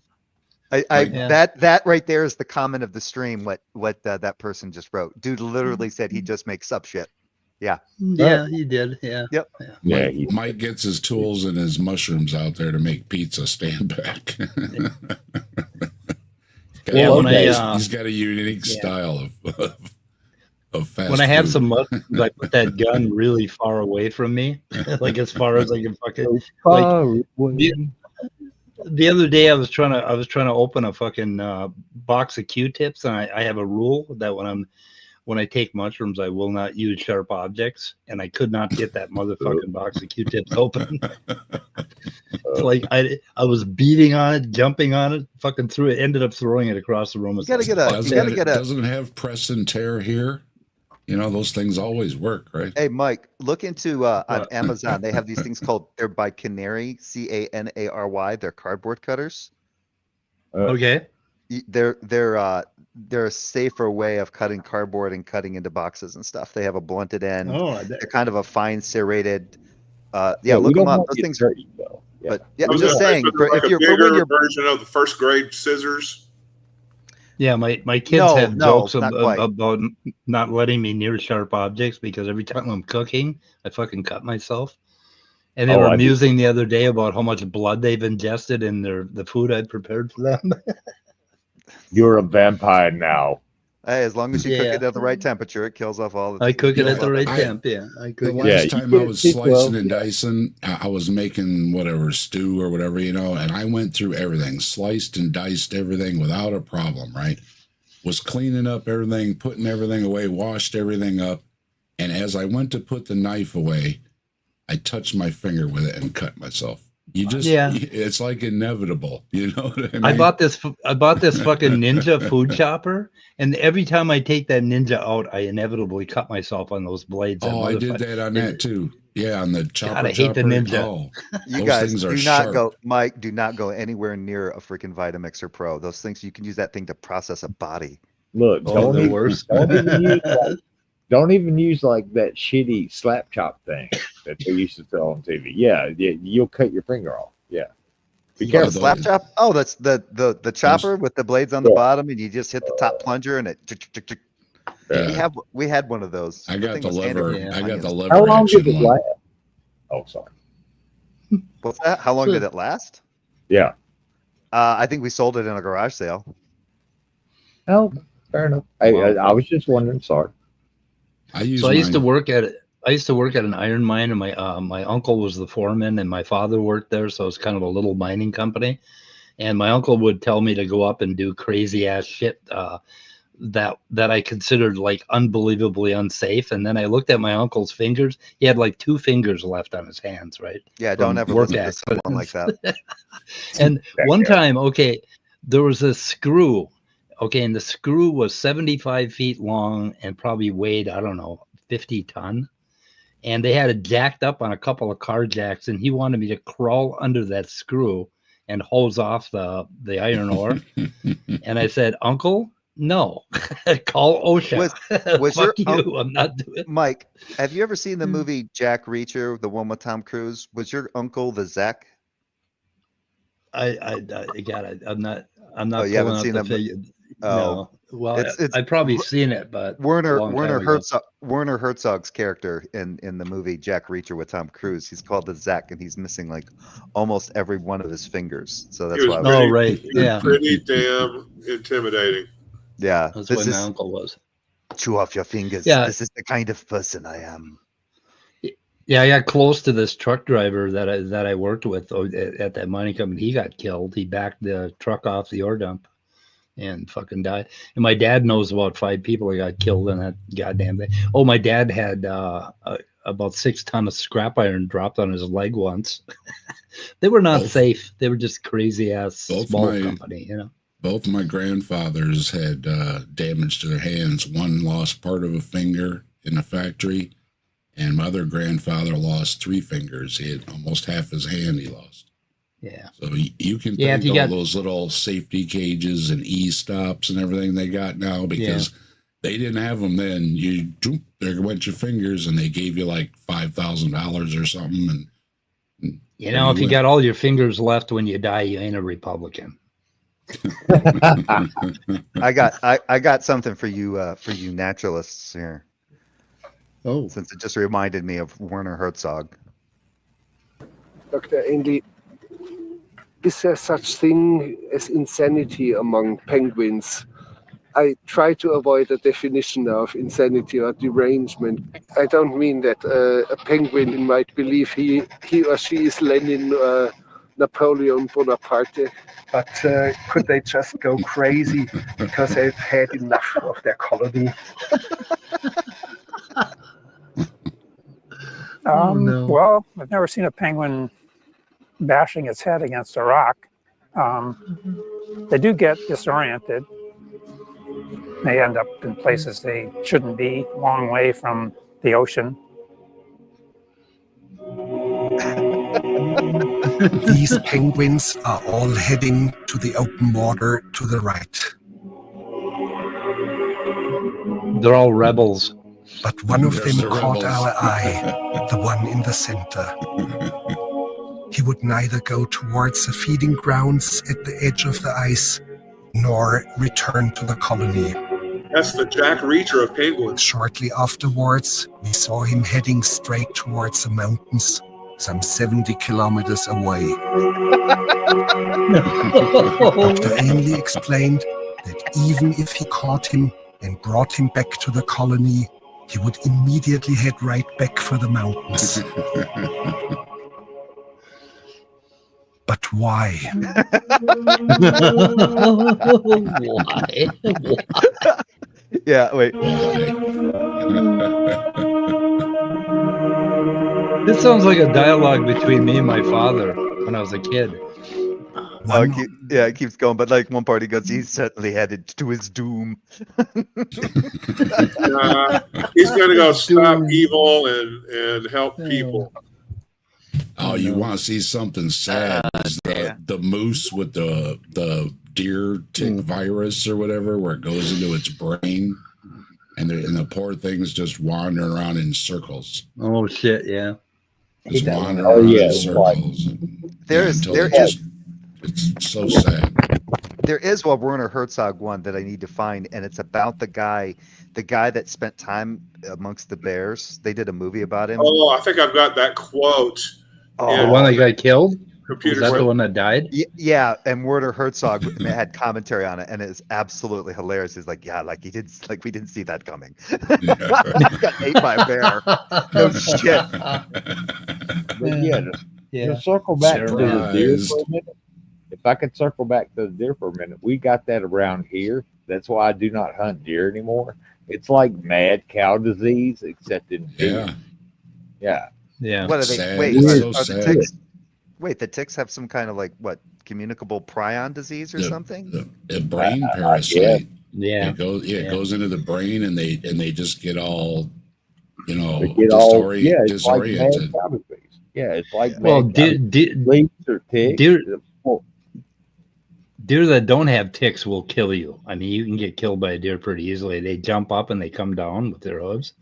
And if you've ever, occasionally they'll attack you. That's if they there was fight this, back. Yeah. I mean, there was this really cool thing that happened here in Minnesota about maybe in central Minnesota. This guy from out of state came deer hunting for the first time. And he was at some motel, out near the country, and he walked out into the woods, and this deer treed him, and he called the police on his cell phone. So the police showed up. Minnesota cop comes out there. It's like, the foreigner is afraid of the deer, and the deer gored the cop. Oh, fuck. Yeah, it's one of those things that it has different life cycles, and it passes through animals, and then it gets back into them because of their feces and, in the grass or something. And then when it hits that certain stage and they're eating any of that grass, it goes right to the brain, I guess. Well, back in the day, it's really sad. It is. Well, back in the day, they thought the Black Plague was spread by rats. Well, they were half right. It was the fleas on the rats that would bite the people and give them the Black Plague. It's kind of something like that, I think. So watch your ass when you're out in the woods and shit. Well, that's how animals normally get, like cats and dogs get tapeworms. Right. Yeah. Because the larva for the tapeworms is in the fleas. Yep. Oh, I hear a cat. It's intelligent Yeah, that's design. Loki. I was Loki. looking around. I was looking around for mine. I'm like, where's it? Yeah. Oh wait, mine doesn't wear a bell. God sitting at the workbench. Look. Here's the thing. God created us as a special race of humans that look just like God, but everything else He created around us was made to kill us. Yeah, it's like this thing needs a tapeworm. Let me yeah, exactly. Let me get busy making some worms here. Yeah. Now, I found a quote from Grizzly Man. Can I take a moment and read it and see if this is what Jay remembers? Any takers? Hello? Yeah, go ahead. Is it from Werner? Is it from Herzog? Yes, it's the Werner quote. He was narrating Grizzly Man. So I'm going to read it to you, see if that's what you remembered. I'm not going to try his accent. Yeah, don't. And what must be is that in all the faces of all the bears that Treadwell ever filmed, I discover no kinship, no understanding, no mercy. I see only the overwhelming indifference of nature. Yeah. To me, there is no such thing as a secret world of bears. And this blank spare speaks only of half-bored interest in food. For Timothy Treadwell, this bear was a friend, a savior. Does that sound like it? Yeah. Yeah. That some of it gets better, but yeah, there's nothing like a Werner Herzog documentary to just cheer you the fuck right up. Yeah, this dude's insane. Herzog is insane. I mean, come on now. He shot a guy on one of his movies. Who, Herzog did? Yeah. I thought that was Alec Baldwin. Alec Baldwin. No, there's another one. This was the one where they were moving the boat over the mountain or some shit, and he like shot a dude in the leg. Fuck, I can't remember the name of the movie. Damn it! It's like an accident, or well, sort of. Sort of. Oh no, he was. Well, I mean, if you know Herzog, yeah. Well, the only one I can find is he got shot in the abdomen by somebody with an air rifle. Oh man. The thing was, Mike, is the concept of taking a boat. What's the name of the movie? It's not that interesting, so he had to give the film some content. Yeah. I think he just shot the guy in the leg to make it a bit more difficult. Well, okay. Yeah. In 2006, Werner Herzog was shot in the abdomen while giving an interview on Skyline Drive in Los Angeles. The shooter was a fan with an air rifle. Herzog continued the interview without seeking medical attention, saying, "It's not significant." Oh no! Damn. Yeah, that's my kind of guy. You're probably right. I probably got that wrong. How do you spell his fucking name? W-E-R. Werner, Werner, W-E-R-N-E-R, and then Herzog is H-E-R-Z-G-O-G. Or no, I'm sorry. There you go. Herzog. Yeah. Oh, he's a feller. Yeah, I don't know much about him, as much about him as I'd like to, but what I do know, he's just he's a unique individual. Oh, he's hilarious.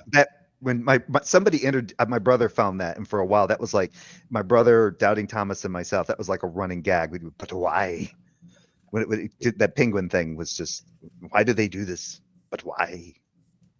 Yeah, well, obviously it's to, he probably just wanted to snowboard down the mountain or something. Mm-hmm. He's heading in the wrong direction. Is this such a thing? He had a plan. Insanity in penguins.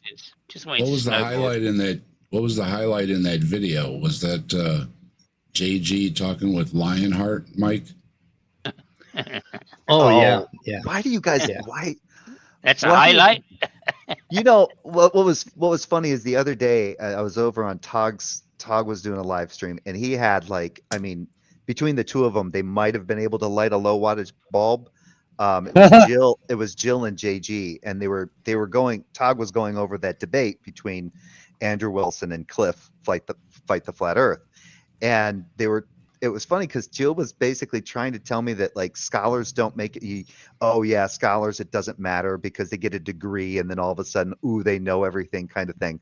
And it was interesting that he was telling me that while I was in the live chat, and when I was having a long back and forth with him on one of his comment threads, he told me to go look up scholarship.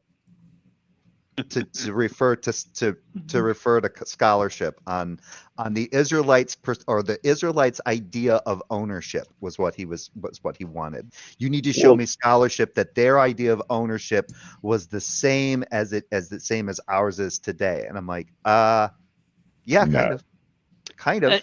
But you know what? That's mine, right? So that just goes to show you, right, with Jill, how many people do you think he knows that have degrees?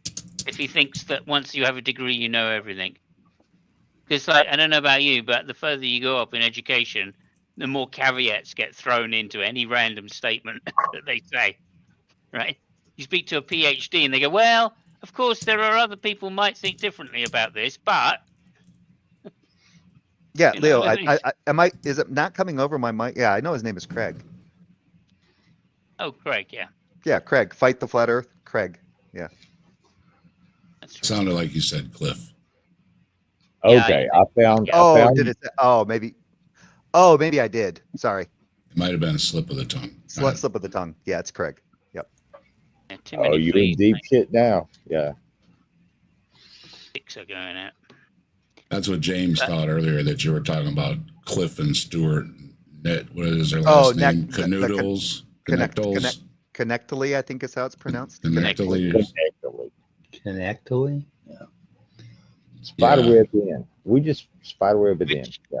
Which is just a pronunciation in any language you want to say it in. Cliff Connectly's a clown. Well, I put I put Werner Herzog's IMDb page in the back chat. So yeah, it's one of those movies where he shoots somebody. I fucking swear. I watched a documentary about it, and he shot somebody on a movie set one time. It was back in the 80s. Might have been in the 70s. I didn't look at all his movies. He's done a shit ton of. We were messing with one of our buddies one day, and he went and ran and got his BB gun. And he shot me right in the thigh with it. That thing stings. Oh, dude, I was riding my dirt bike when I was, I don't know, I could have been 14, 15. Dude shot at me with a BB gun and hit me in the fucking helmet. If I hadn't been wearing the helmet, he'd have hit me in the head. Yeah, some of those fuckers can be fatal, depending on the strength of the gun. Oh, if it had hit me in the eye, I'd have been blind. Well, I saw him pumping it up, and I'm like, oh man! So I started running. 26. So I wasn't very. I was a little distance away by the time he pumped it up, and I had a big old welt on my thigh. I think he was trying to shoot me in the hands. I knew somebody that had one permanently embedded under their skin. They had it there for years. Somebody served within the military. It's like on their pec. They got shot. They got shot. I think they were at a pool party or something. One of the kids brought out a pellet gun and shot him, and it got up underneath there and it just stayed there. Yeah. I got hit by a car on my bicycle when I was a kid, and years later, a piece of asphalt came out of my belly. Yeah, I was pounding iron itching, and I thought it was a zit or something, whatever, And it wasn't a little piece either. It was a decent sized chunk of asphalt came out of my stomach. Yeah, it was just embedded in my skin. I was pounding iron in the garage for some reason, and a piece flew off and hit me in the chin, and it bled. And then it healed up, and there was kind of a black spot on my chin.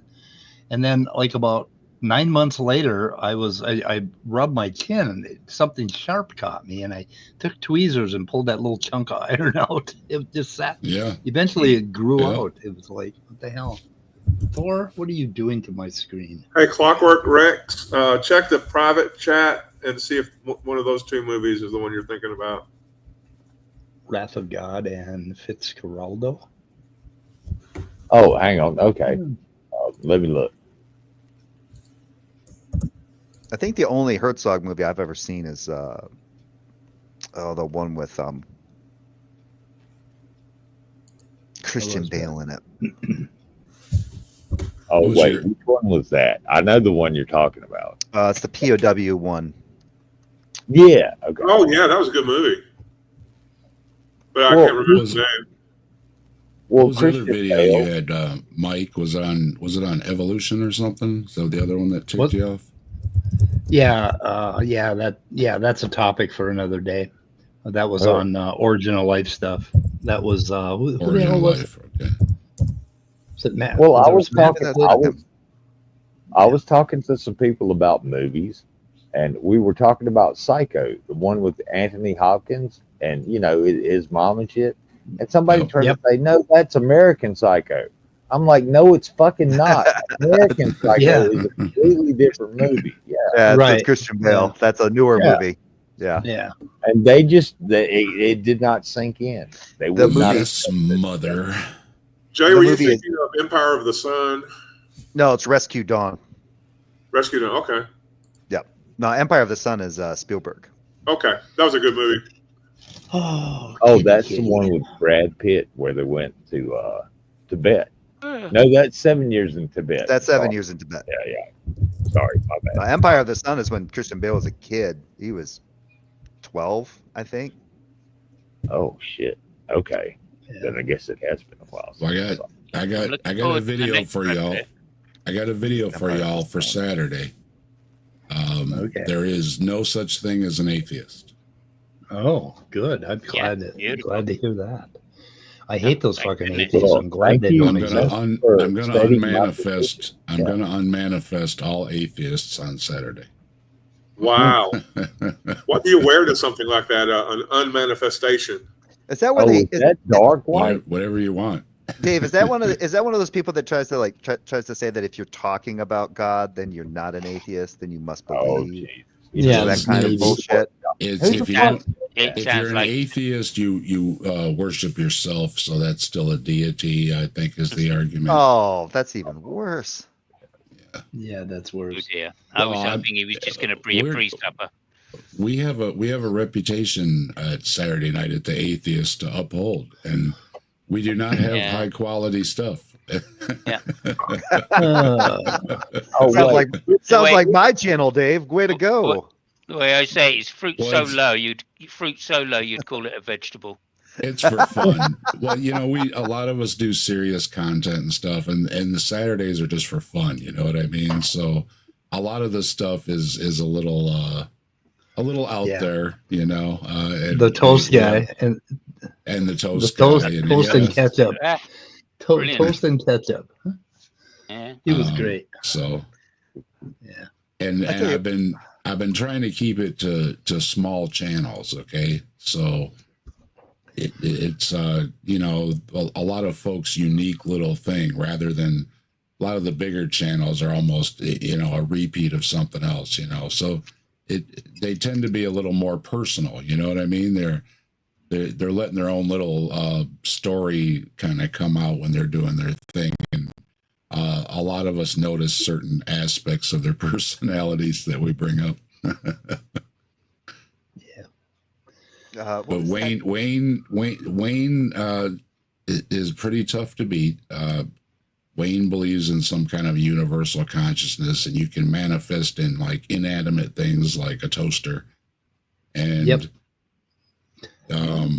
who's Wayne? Wayne is what the heck's the name of his channel? I don't remember, but his name is Wayne. Church of something, eh? I'd have to look.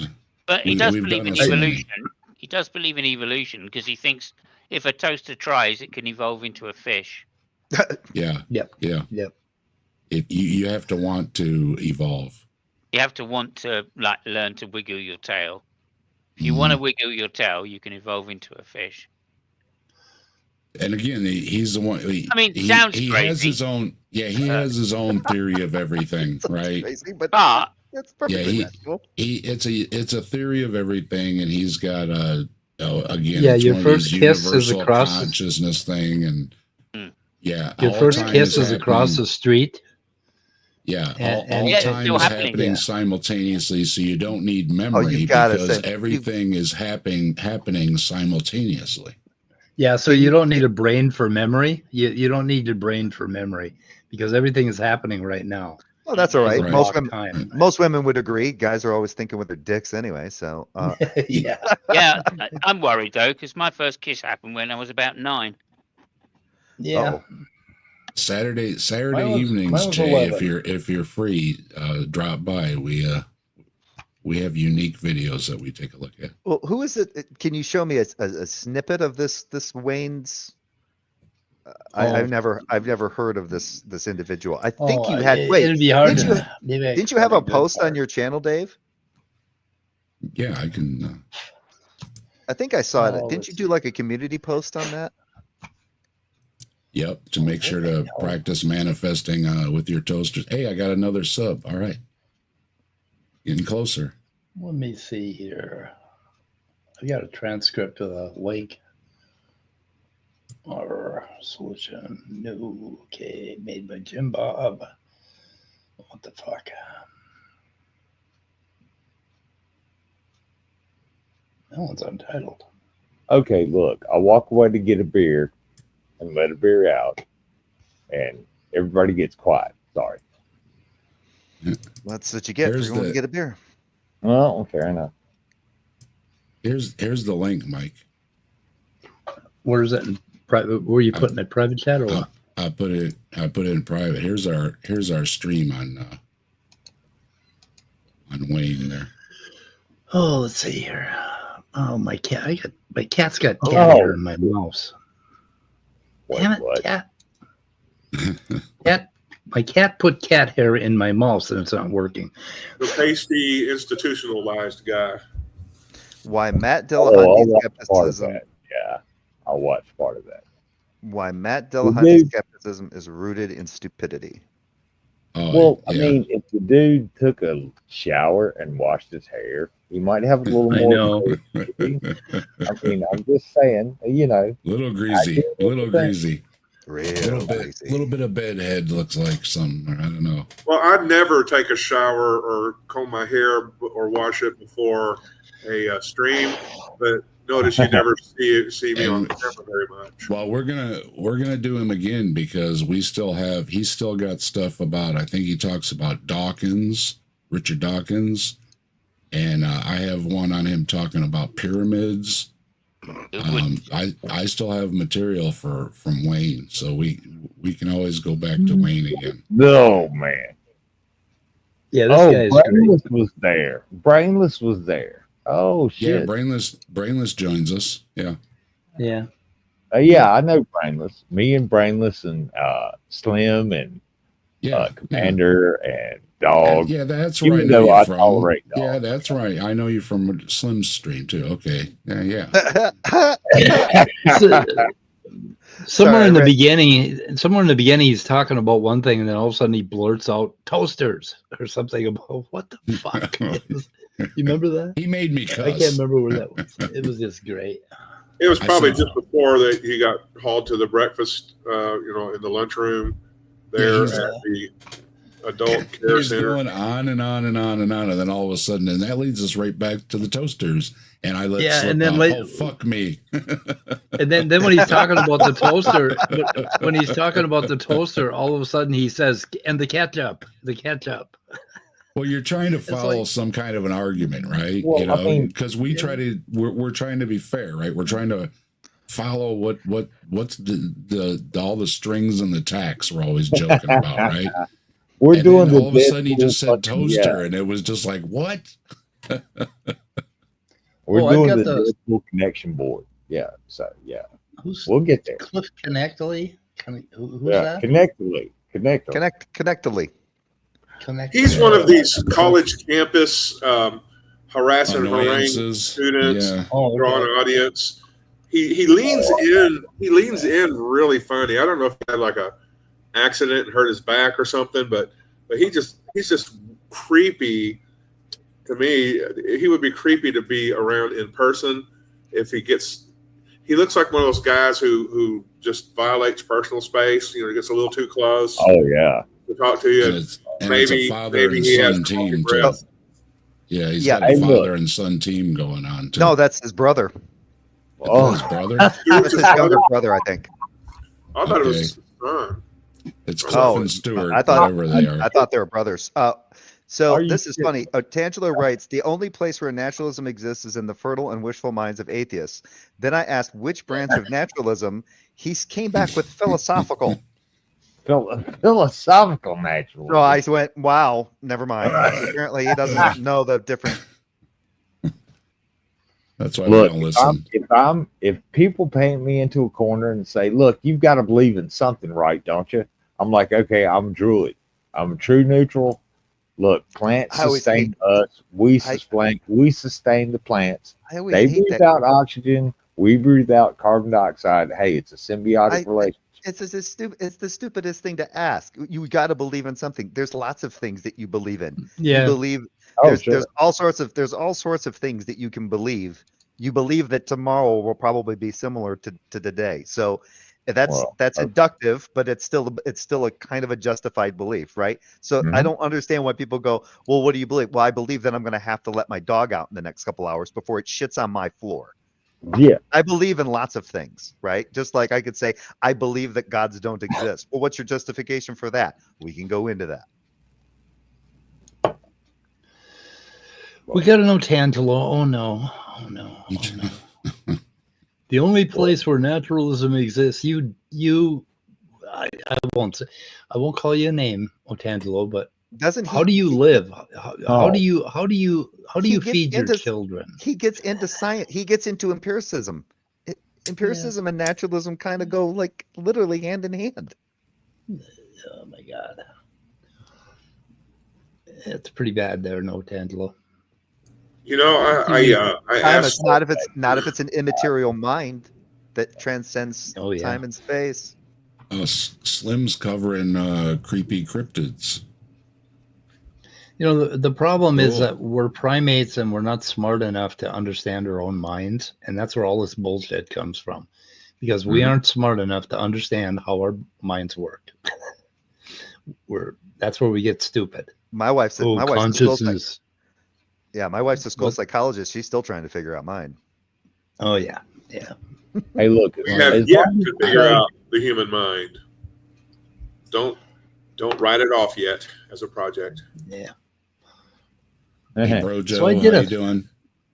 Speaking of minds, I did a thing a couple days ago, and I was in kind of a zone where every time I closed my eyes and I moved, I could see myself move in the future, and it was completely disconnected from what I was doing, and time just kind of started swirling around in a big circle. What do you think happened? You had lag on your webcam. Oh my God. It was like it's like, okay, I moved to pick up a blanket, and I swear I could see the movement happening before I actually picked up the blanket. And then every time I closed my eyes, I would stop action forward in time. And I finally decided just to lay there and drool. And I decided that drooling was okay.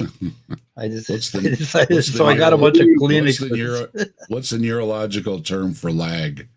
Yeah, exactly. Are you buffering? Are you buffering? Brain fart. Yeah. I was buffering. My fucking brain was, and then like my right and left ears disconnected, so I was hearing like two different songs from it was anyway. Yeah. So I was experimenting with something. What a long, strange trip it's been. It was a long, strange trip. 2 hours I landed, and then I said, what the fuck just happened? What the fuck happened to me? Touchdown. I've heard descriptions of DMT that are like that. Yeah. Anyway. Field goal. He got the field goal.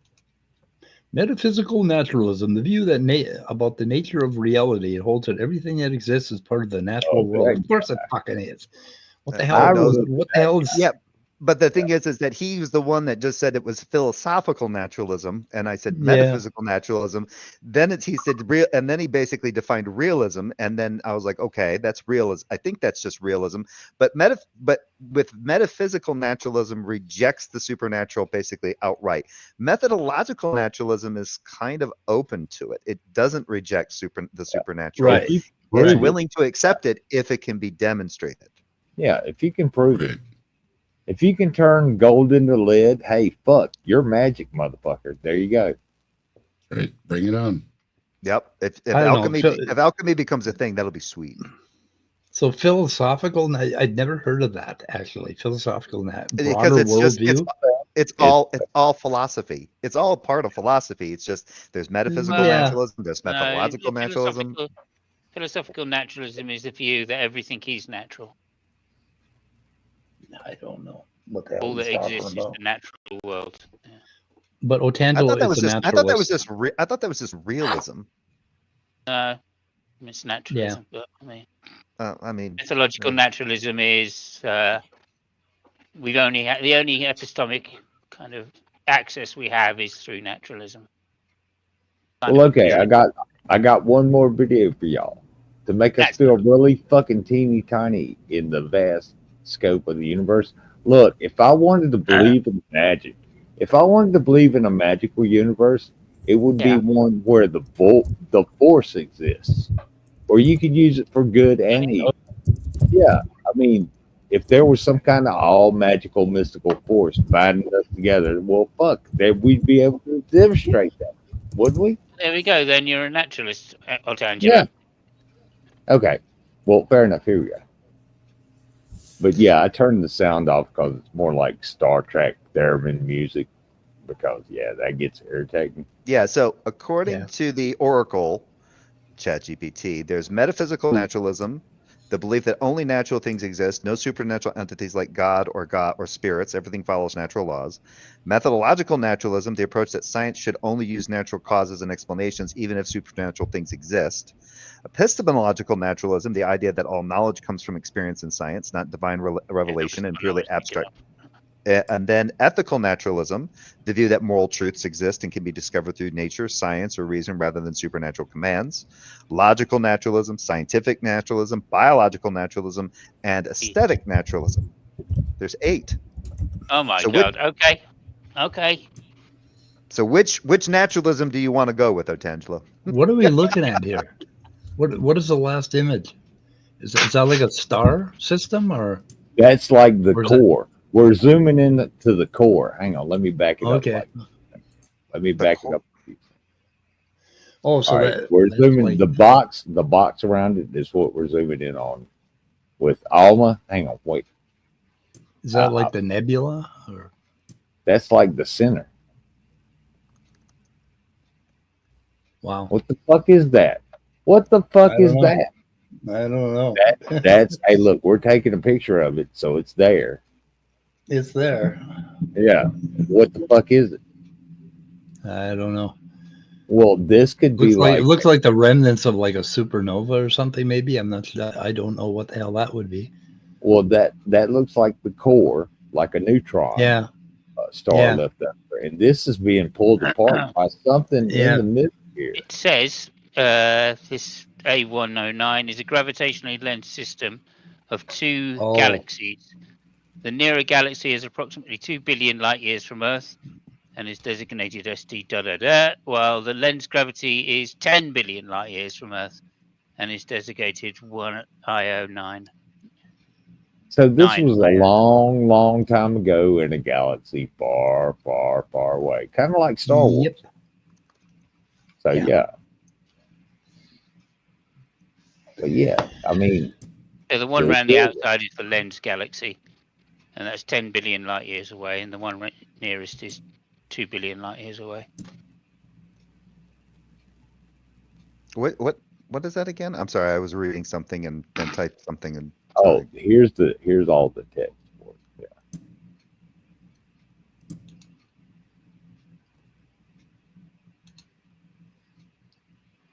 Got it? What the hell? Well, I mean, it's public, so you should be fine.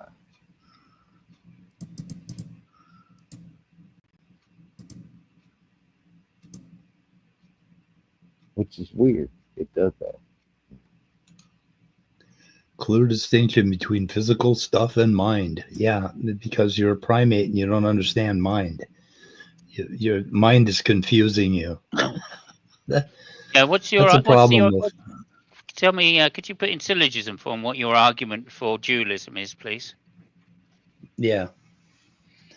Mind body dualism. Mind body dualism. He's Go, saying, go, go, go. Archangelo's saying there's a distinction between the two, and I'd like that to be demonstrated with an argument. A distinction between what? I must have mind and nature or physical. Whatever. Physical and mind. Oh. What did he say? Oh, gotcha. I don't know. I can't read it because it's not on that page. But yeah. Okay, right here. I think there's a clear distinction between physical stuff and mind. There you go. Like what physical stuff? Like you mean clay or oranges or and mind? I don't know. I always like to use. I always like to remind myself of this: that what walking is for legs is what mind is for brain. Yeah. There we go, Brojo said, if you don't have a brain, you don't have mind. Just like if you don't have legs, you don't have walking. Brojo said they made Dane Darklight 100 subscribers. So there you go. Arcangelo, if you could put into premise, conclusion form, a syllogism, rather than just a spewed sentence, which doesn't mean that much. Yeah, tell me why electrons and atomic particles will not transform into intentions, will, self-awareness, and consciousness. Tell me why. Straight on premise, conclusion format. It must be from a mind. It must come from a mind, and that mind is the Christian God. Otherwise, don't bother. Because you're not saying much. If you're not putting it in a logical format. Here is my book for sale on Amazon.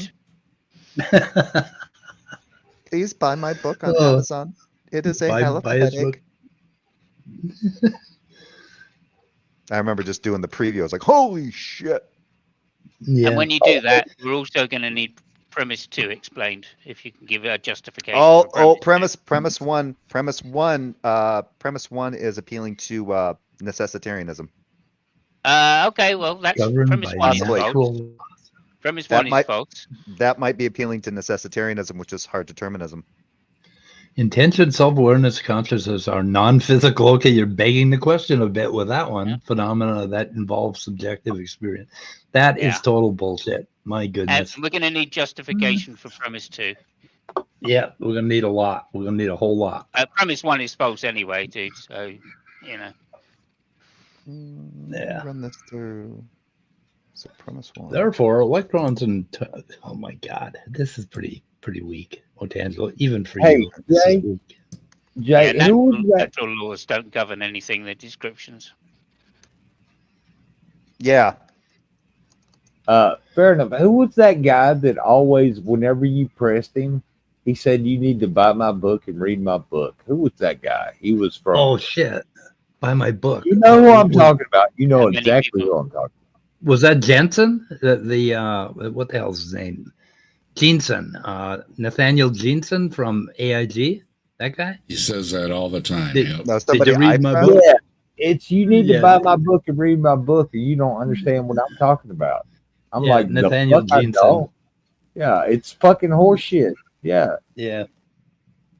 He's such a whiny little guy.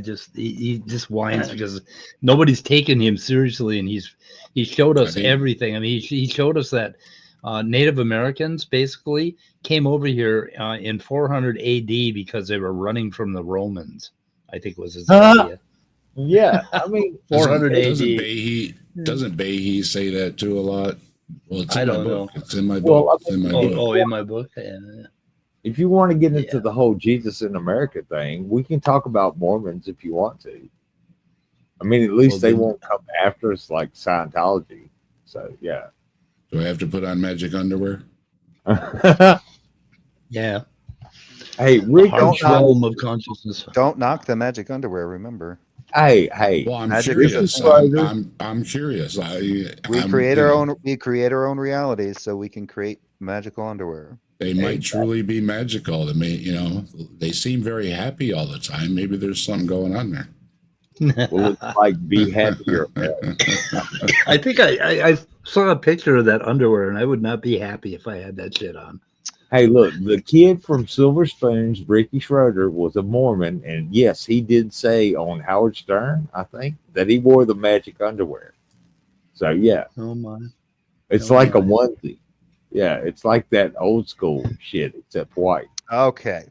Yeah, an ex-Mormon was talking about that, and the magic underwear is supposed to protect you from car accidents. And she said, "What about my head? What about my head?" She was like, when she was like kid, she was worried about her head, right, getting crushed. It's like that's important too. Put some underwear on that shit. That's a good point. That's a good point. That's a good point. Right. Smart kid.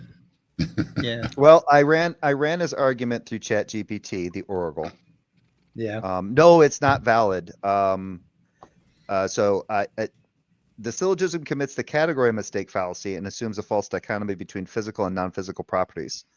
1, questioning premise 2, it assumes that consciousness, will, and self-awareness are entirely non-physical. However, modern neuroscience strongly suggests that these phenomena are deeply tied to brain activity, which is composed of physical neurons and electrochemical interactions.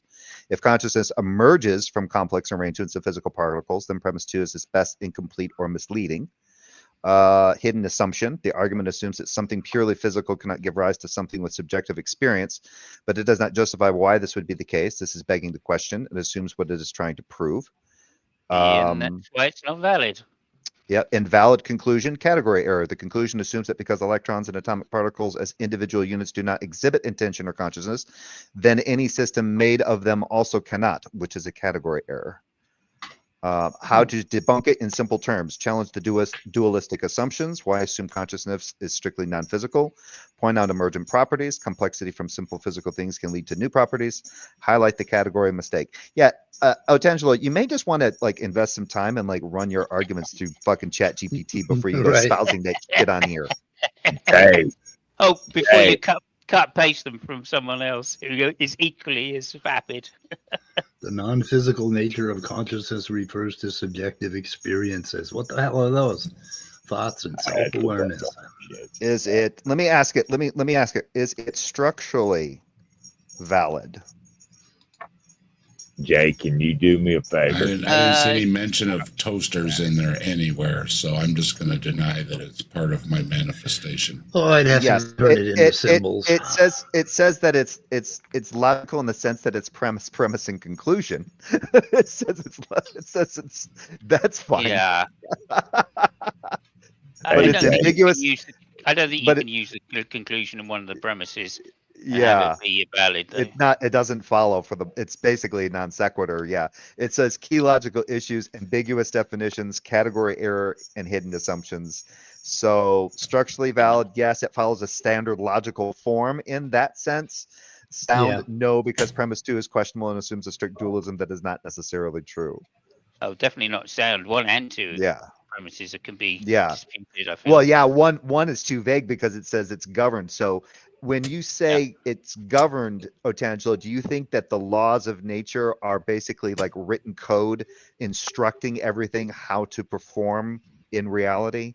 Because if you do, that's hard determinism. That's necessitarianism. So you might want to be careful with that one. Anyway, that's fun. Nice little distraction. Yeah, that was fun. Yeah. Shoot down Julius. Doesn't take long. Hey, Jay. I actually like a lot of philosophers are dualists. Atheist philosophers that are dualists. And so I read through the book, which they keep citing kept citing to me. And I read through this book like 150 pages. I can't remember exactly what the guy's name was. But like every time he put it in syllogistic form, he had the same begging the question fallacy. Every single time he would use a word like, well, we have intentional thoughts and that shows it. You go, well, intentions, there you go. We have unintentional thoughts too. Thoughts. How does he explain that? Just saying thoughts are in thoughts. Okay. Every single time. And then eventually I had a long a debate with Ozymandias, who was defending dualism. And I just said really? at the end, yeah. Ozzy was? Wow. Yeah, that's right, yeah. And in the end, I just went like, well, he gave me an example of why the particular logic that he was using was valid, or sound, I should say. And I just debunked that example, which obviously didn't disprove his argument. but at the same time was enough to make me go, well, you'll have to do better, you know. Well, yeah, you can land on it even being valid. It doesn't mean that anything. I mean, you can make a valid argument for my gold-plated unicorn in the backyard, but it doesn't mean that it's the case. So, indeed, I mean, if you give an example for something and it turns out to be false, then although that doesn't debunk the argument, it certainly doesn't give you any confidence in believing it. There is this assumption that we can introspect our own mind, and you can't. Okay, it's absolutely impossible. And you would be using your mind to do it. You're using your mind to do it, right? And if you start using your mind to introspect your mind, time has moved on, and now you're somewhere else, right? So you're only remembering a little bit of what you think happened. You're remembering what you think happened a few seconds ago, but now you're missing what's happening right now. So now you have to reset again and say, oh, what was I conscious of, or what am I conscious of right now? And the reason it seems like you can do that is because if you stare at a red cup, okay, you're still staring at the red cup, and it seems like as you're moving through time, it seems like you're actually catching yourself, watching yourself being conscious, right? The red. Oh, Scott, is Scott here? Scott, I hate red cups. I haven't heard Scott say anything. We need to get Mike some different colored cups. Oh no, my red kitty. Okay, I ran across the room to say, I'm here, and you want to do the damn red qualia cup. Okay, now my red kitty. I ran across the room for a red qualia cup. So let's see. I was on Richard Dawkins' forum in 2006 or 2006 or 7, I think it was. And my son bought me a red kitty cup, and I started using it as an example. And I also have an oak tree in my yard called Oak 1 and another one called Oak 2. And I'd use those on 50,000 forum posts, my red kitty qualia cup. So fuck you, Scott. And I still have it. And unless you come to see me and break my cup, I'm going to have it for years. I'm going to have it till I'm 97. I'm breaking that. I'm finding you and I'm breaking that qualia cup. Yeah, my red kitty qualia cup. You stay away from it. I got my Glock right here. Don't forget that. My 4-4 make sure all your children don't grow. Right next to my red kitty qualia cup is my little Glock 42. Yeah, he's defending that red cup. Your little pew pew. Your little pea shooter. Yeah. Your little pew pew. Yeah. Pew pew pew pew pew. Yeah, it's a little pea shooter. It's a little 9 trying mil. to take my red cup. I haven't. I'm sorry, Otangelo, if I'm not engaging with you too much. It's not worth it so far. He's just repeating himself. He's gone into his repeating himself phase. We've already explained to you why the word governed in that sentence is problematic. Yep. Nobody's going to give you that as a premise, which is sound. Nobody. Not if they're a naturalist. So. There you go, Scott. My red kitty qualia cup. There it is. Dum dum dum. A red kitty qualia cup. There it is. This is wonderful. Hello, kitty. All hail the red cup. And here's its defense plan. Yeah, I haven't seen anything because I'm washing up a couple pots and pans here. But if he wants to try to, I don't know if he's turned into a hard determinist or not. But that first premise sounded like he was appealing to it. So I'd like to see him. No, he's not. No, he's not. I don't think he understands what hard determinism Mike is on the outside looking in. It doesn't matter anyway because, like, the fact he's begging the question in both premises. Yep. Right. If you say governed by natural laws, then you think natural laws, which are abstract, are causal. So I mean, it's just a really bad argument. So Otangelo, when I open the door to my backyard, I don't let the raccoons run in. I have an open door, but it's not so open that I let the raccoons run in, right? So yeah, I am open-minded, but I'm careful about what I put in there. So that's skepticism is the doggy door. Yeah. Don't go too deep with that Q-tip either. No, that's a problem. I have to be careful. Oh, guys, can we get out of here now? That's your channel, man. Yeah. Oh, I hate when you guys say that. It's your goat fuck. Yeah, it took you 2 hours. It took you 2 hours to get off the air. The other day when we were doing all that talking. Yeah, it did. Yeah. It took you a while. You need to work on that. You need to have 10 live streams. They're just test live streams where you say, "Okay, we're done. Goodbye." And it's the second stream. This is the second stream in a row that you've had that went on for quite a while, and you never got to the videos that you had ready. That's because I came in. I am chaos.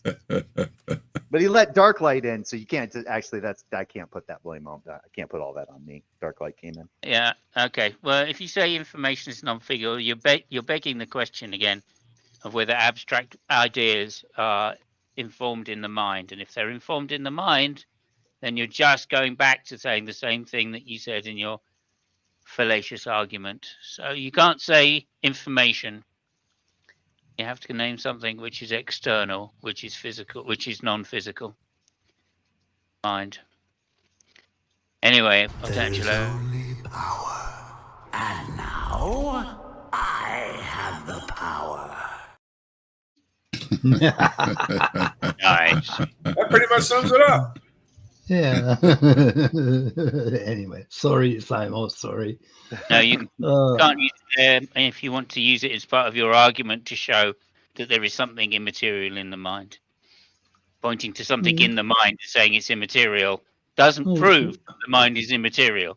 What is he saying about fucking information? Information is physical. It's non-physical. Yeah, no, information is physical. It's always they have to put a ghosty ghost in everything. Depends what you mean by it. Yeah, everything. Like, what you mean by it. So transfer some information to me without making it physical, Otangelo. I'd like to see how you transfer information. Like I see your physical. I'll stop. And then explain how those beams weren't physical. Like there were no particles in those beams. Yeah. And the mind is full of neurons and cells that hold memories, and we can sometimes track what's in people's minds. I don't believe you just need a toaster. You just need a toaster. Forget all that stuff. A mind's toaster? I think I heard someone say, someone put it rather well today, which is, well, at least what we know is that there is a correlation between brain and mind. That much is definitely true. You can't say that mind is nothing to do with brain. Well, otherwise there wouldn't be a correlation. Brain damage proves that it's all in the brain, right? Is there a correlation between my stomach and digestion? Because you can have memories and then you can have brain damage and not have the memories anymore. So if they're still in this cloud, so to speak, why can't you access them anymore? Well, there's also that idea that mind might be more holistic in the sense of the brain and the body, the way the brain and the body communicate with one another, or the way the signals are picked up and all that, and the way we that's determine them and all that shit. We were covering that the one day, Mike. Remember when we were talking about it? It has to do with all that stuff coming up, the brain stem, and then what happens from there to the connection to the brain is that and basically you can't draw a dividing line around the brain and say, oh, stuff arrived at my brain, right? Signals arrived at my brain. That would be an artificial boundary, just like the United States would be an artificial boundary. Your entire body, and not only your body, but everything that's happening around you is all your mind. Your mind is this thing, basically, this busyness in physicality that is proceeding through time, and it involves everything around you, your entire body, and your entire body includes your brain. We just do this brain-centric thing, but fucking brains in a vat wouldn't work unless you really had some wild technology, like a computer the size of the fucking universe, to feed it information in order to fool it into thinking it actually had a body in the world. That sounds cool. Yeah, that would be cool. Yeah, have a mind-sized universe. I want to be. I want to be like on Futurama. I want to be a head in a fucking jar. Yeah, feeding fish flakes. Ooh, you like Nixon? Descriptive information. Okay, you're getting all tangled up in words and languages and ideas and all the shit that goes on. Descriptive information. What's he talking about? Yeah, descriptive information. I don't know. If you describe it, it's descriptive information in your mind, still immaterial. No, it's in your mind. It's a process happening in your mind. It's all material. Yeah, I just explained to you, Angelo, if you point to something in the mind and say that's immaterial, you're just begging the question that the mind is immaterial. That's not going to help your argument in any way. God damn it. Why can't you listen, for fuck's sake? I think this is a bit above your philosophical pay grade right now. Hey, no worries. What I will say is, Philosophers Talking on Consciousness, Amazon book. There you go. This one will do. Yep. And no worries, after Saturday, there won't be any more atheists, so you won't have to worry. There's a link, buddy. Try using that link to go and buy something proper. Like a goddamn brain. Kafai is here. He always talks about the heroic dose. Kafai, I got a story to tell you. He's still around? The brain may be a junction box for consciousness rather than a generator. Brain damage would disprove this. It's like you talk about a heroic dose. I took one. I got the formal invitation too, Mike, because I commented on one of the videos, and this person, his name's Brad, commented back to me, "Hey, sweetie pie, let's try it, Brad. Check out the video. No such thing as an atheist. Oh man, that should get you going, since you're such the intellectual, with a heart." Let's try it, Brad. Aww. Oh, here's his definition of information. We have an open invitation to check this out, so that we're going to do it, because there you go. I got the invite to check it out directly. That's just abstractive, for fuck's sake, Otangelo. That's you're also begging the question by saying they're organized. Yep. So, like, again, just useless. It's just fucking useless, dude. You can't help but beg the question. If you put a smudge of pencil on a paper and next to it you leave a blank on the paper, that's information. It goes from smudge to smudge not. And that is the physicality of information. All information is of that nature. And information in your brain, just an abstraction. We humans have twiddled it around in our heads and come up with this bullshit. And how the fuck do I get out of here? Aren't there topless beaches in Brazil? Those are abstracted too. I mean, go. Hey, Mike, repeat after me. Go check out a beach. Go check out a beach, my dude. This has been fun, but it's time to go. It's time to go. Okay, but I don't have any balls. Hit the beach. Okay, guys. Hang on a minute. Balls are information. Oh my God, Kafai, don't give us these platitudes. This is just bullshit. Okay, in this case, correlation is causation. Without your brain, you're not going to be around. Trust me on that. Do not kill your brain, Kafai. Anyway, but do take that heroic dose. Guys, tried it. He removed it, but and we have to nothing go. happened. We gotta go. We gotta go. Okay, now we're hit gonna that leave orange now. button. Hit that orange button over there. Bye. Goodbye, Otangelo. We love you. Bye. Okay, goodbye, cool we don't love world. you, Angelo. We're ending the stream. Oh, wait a minute. Now I gotta hit another fucking orange button?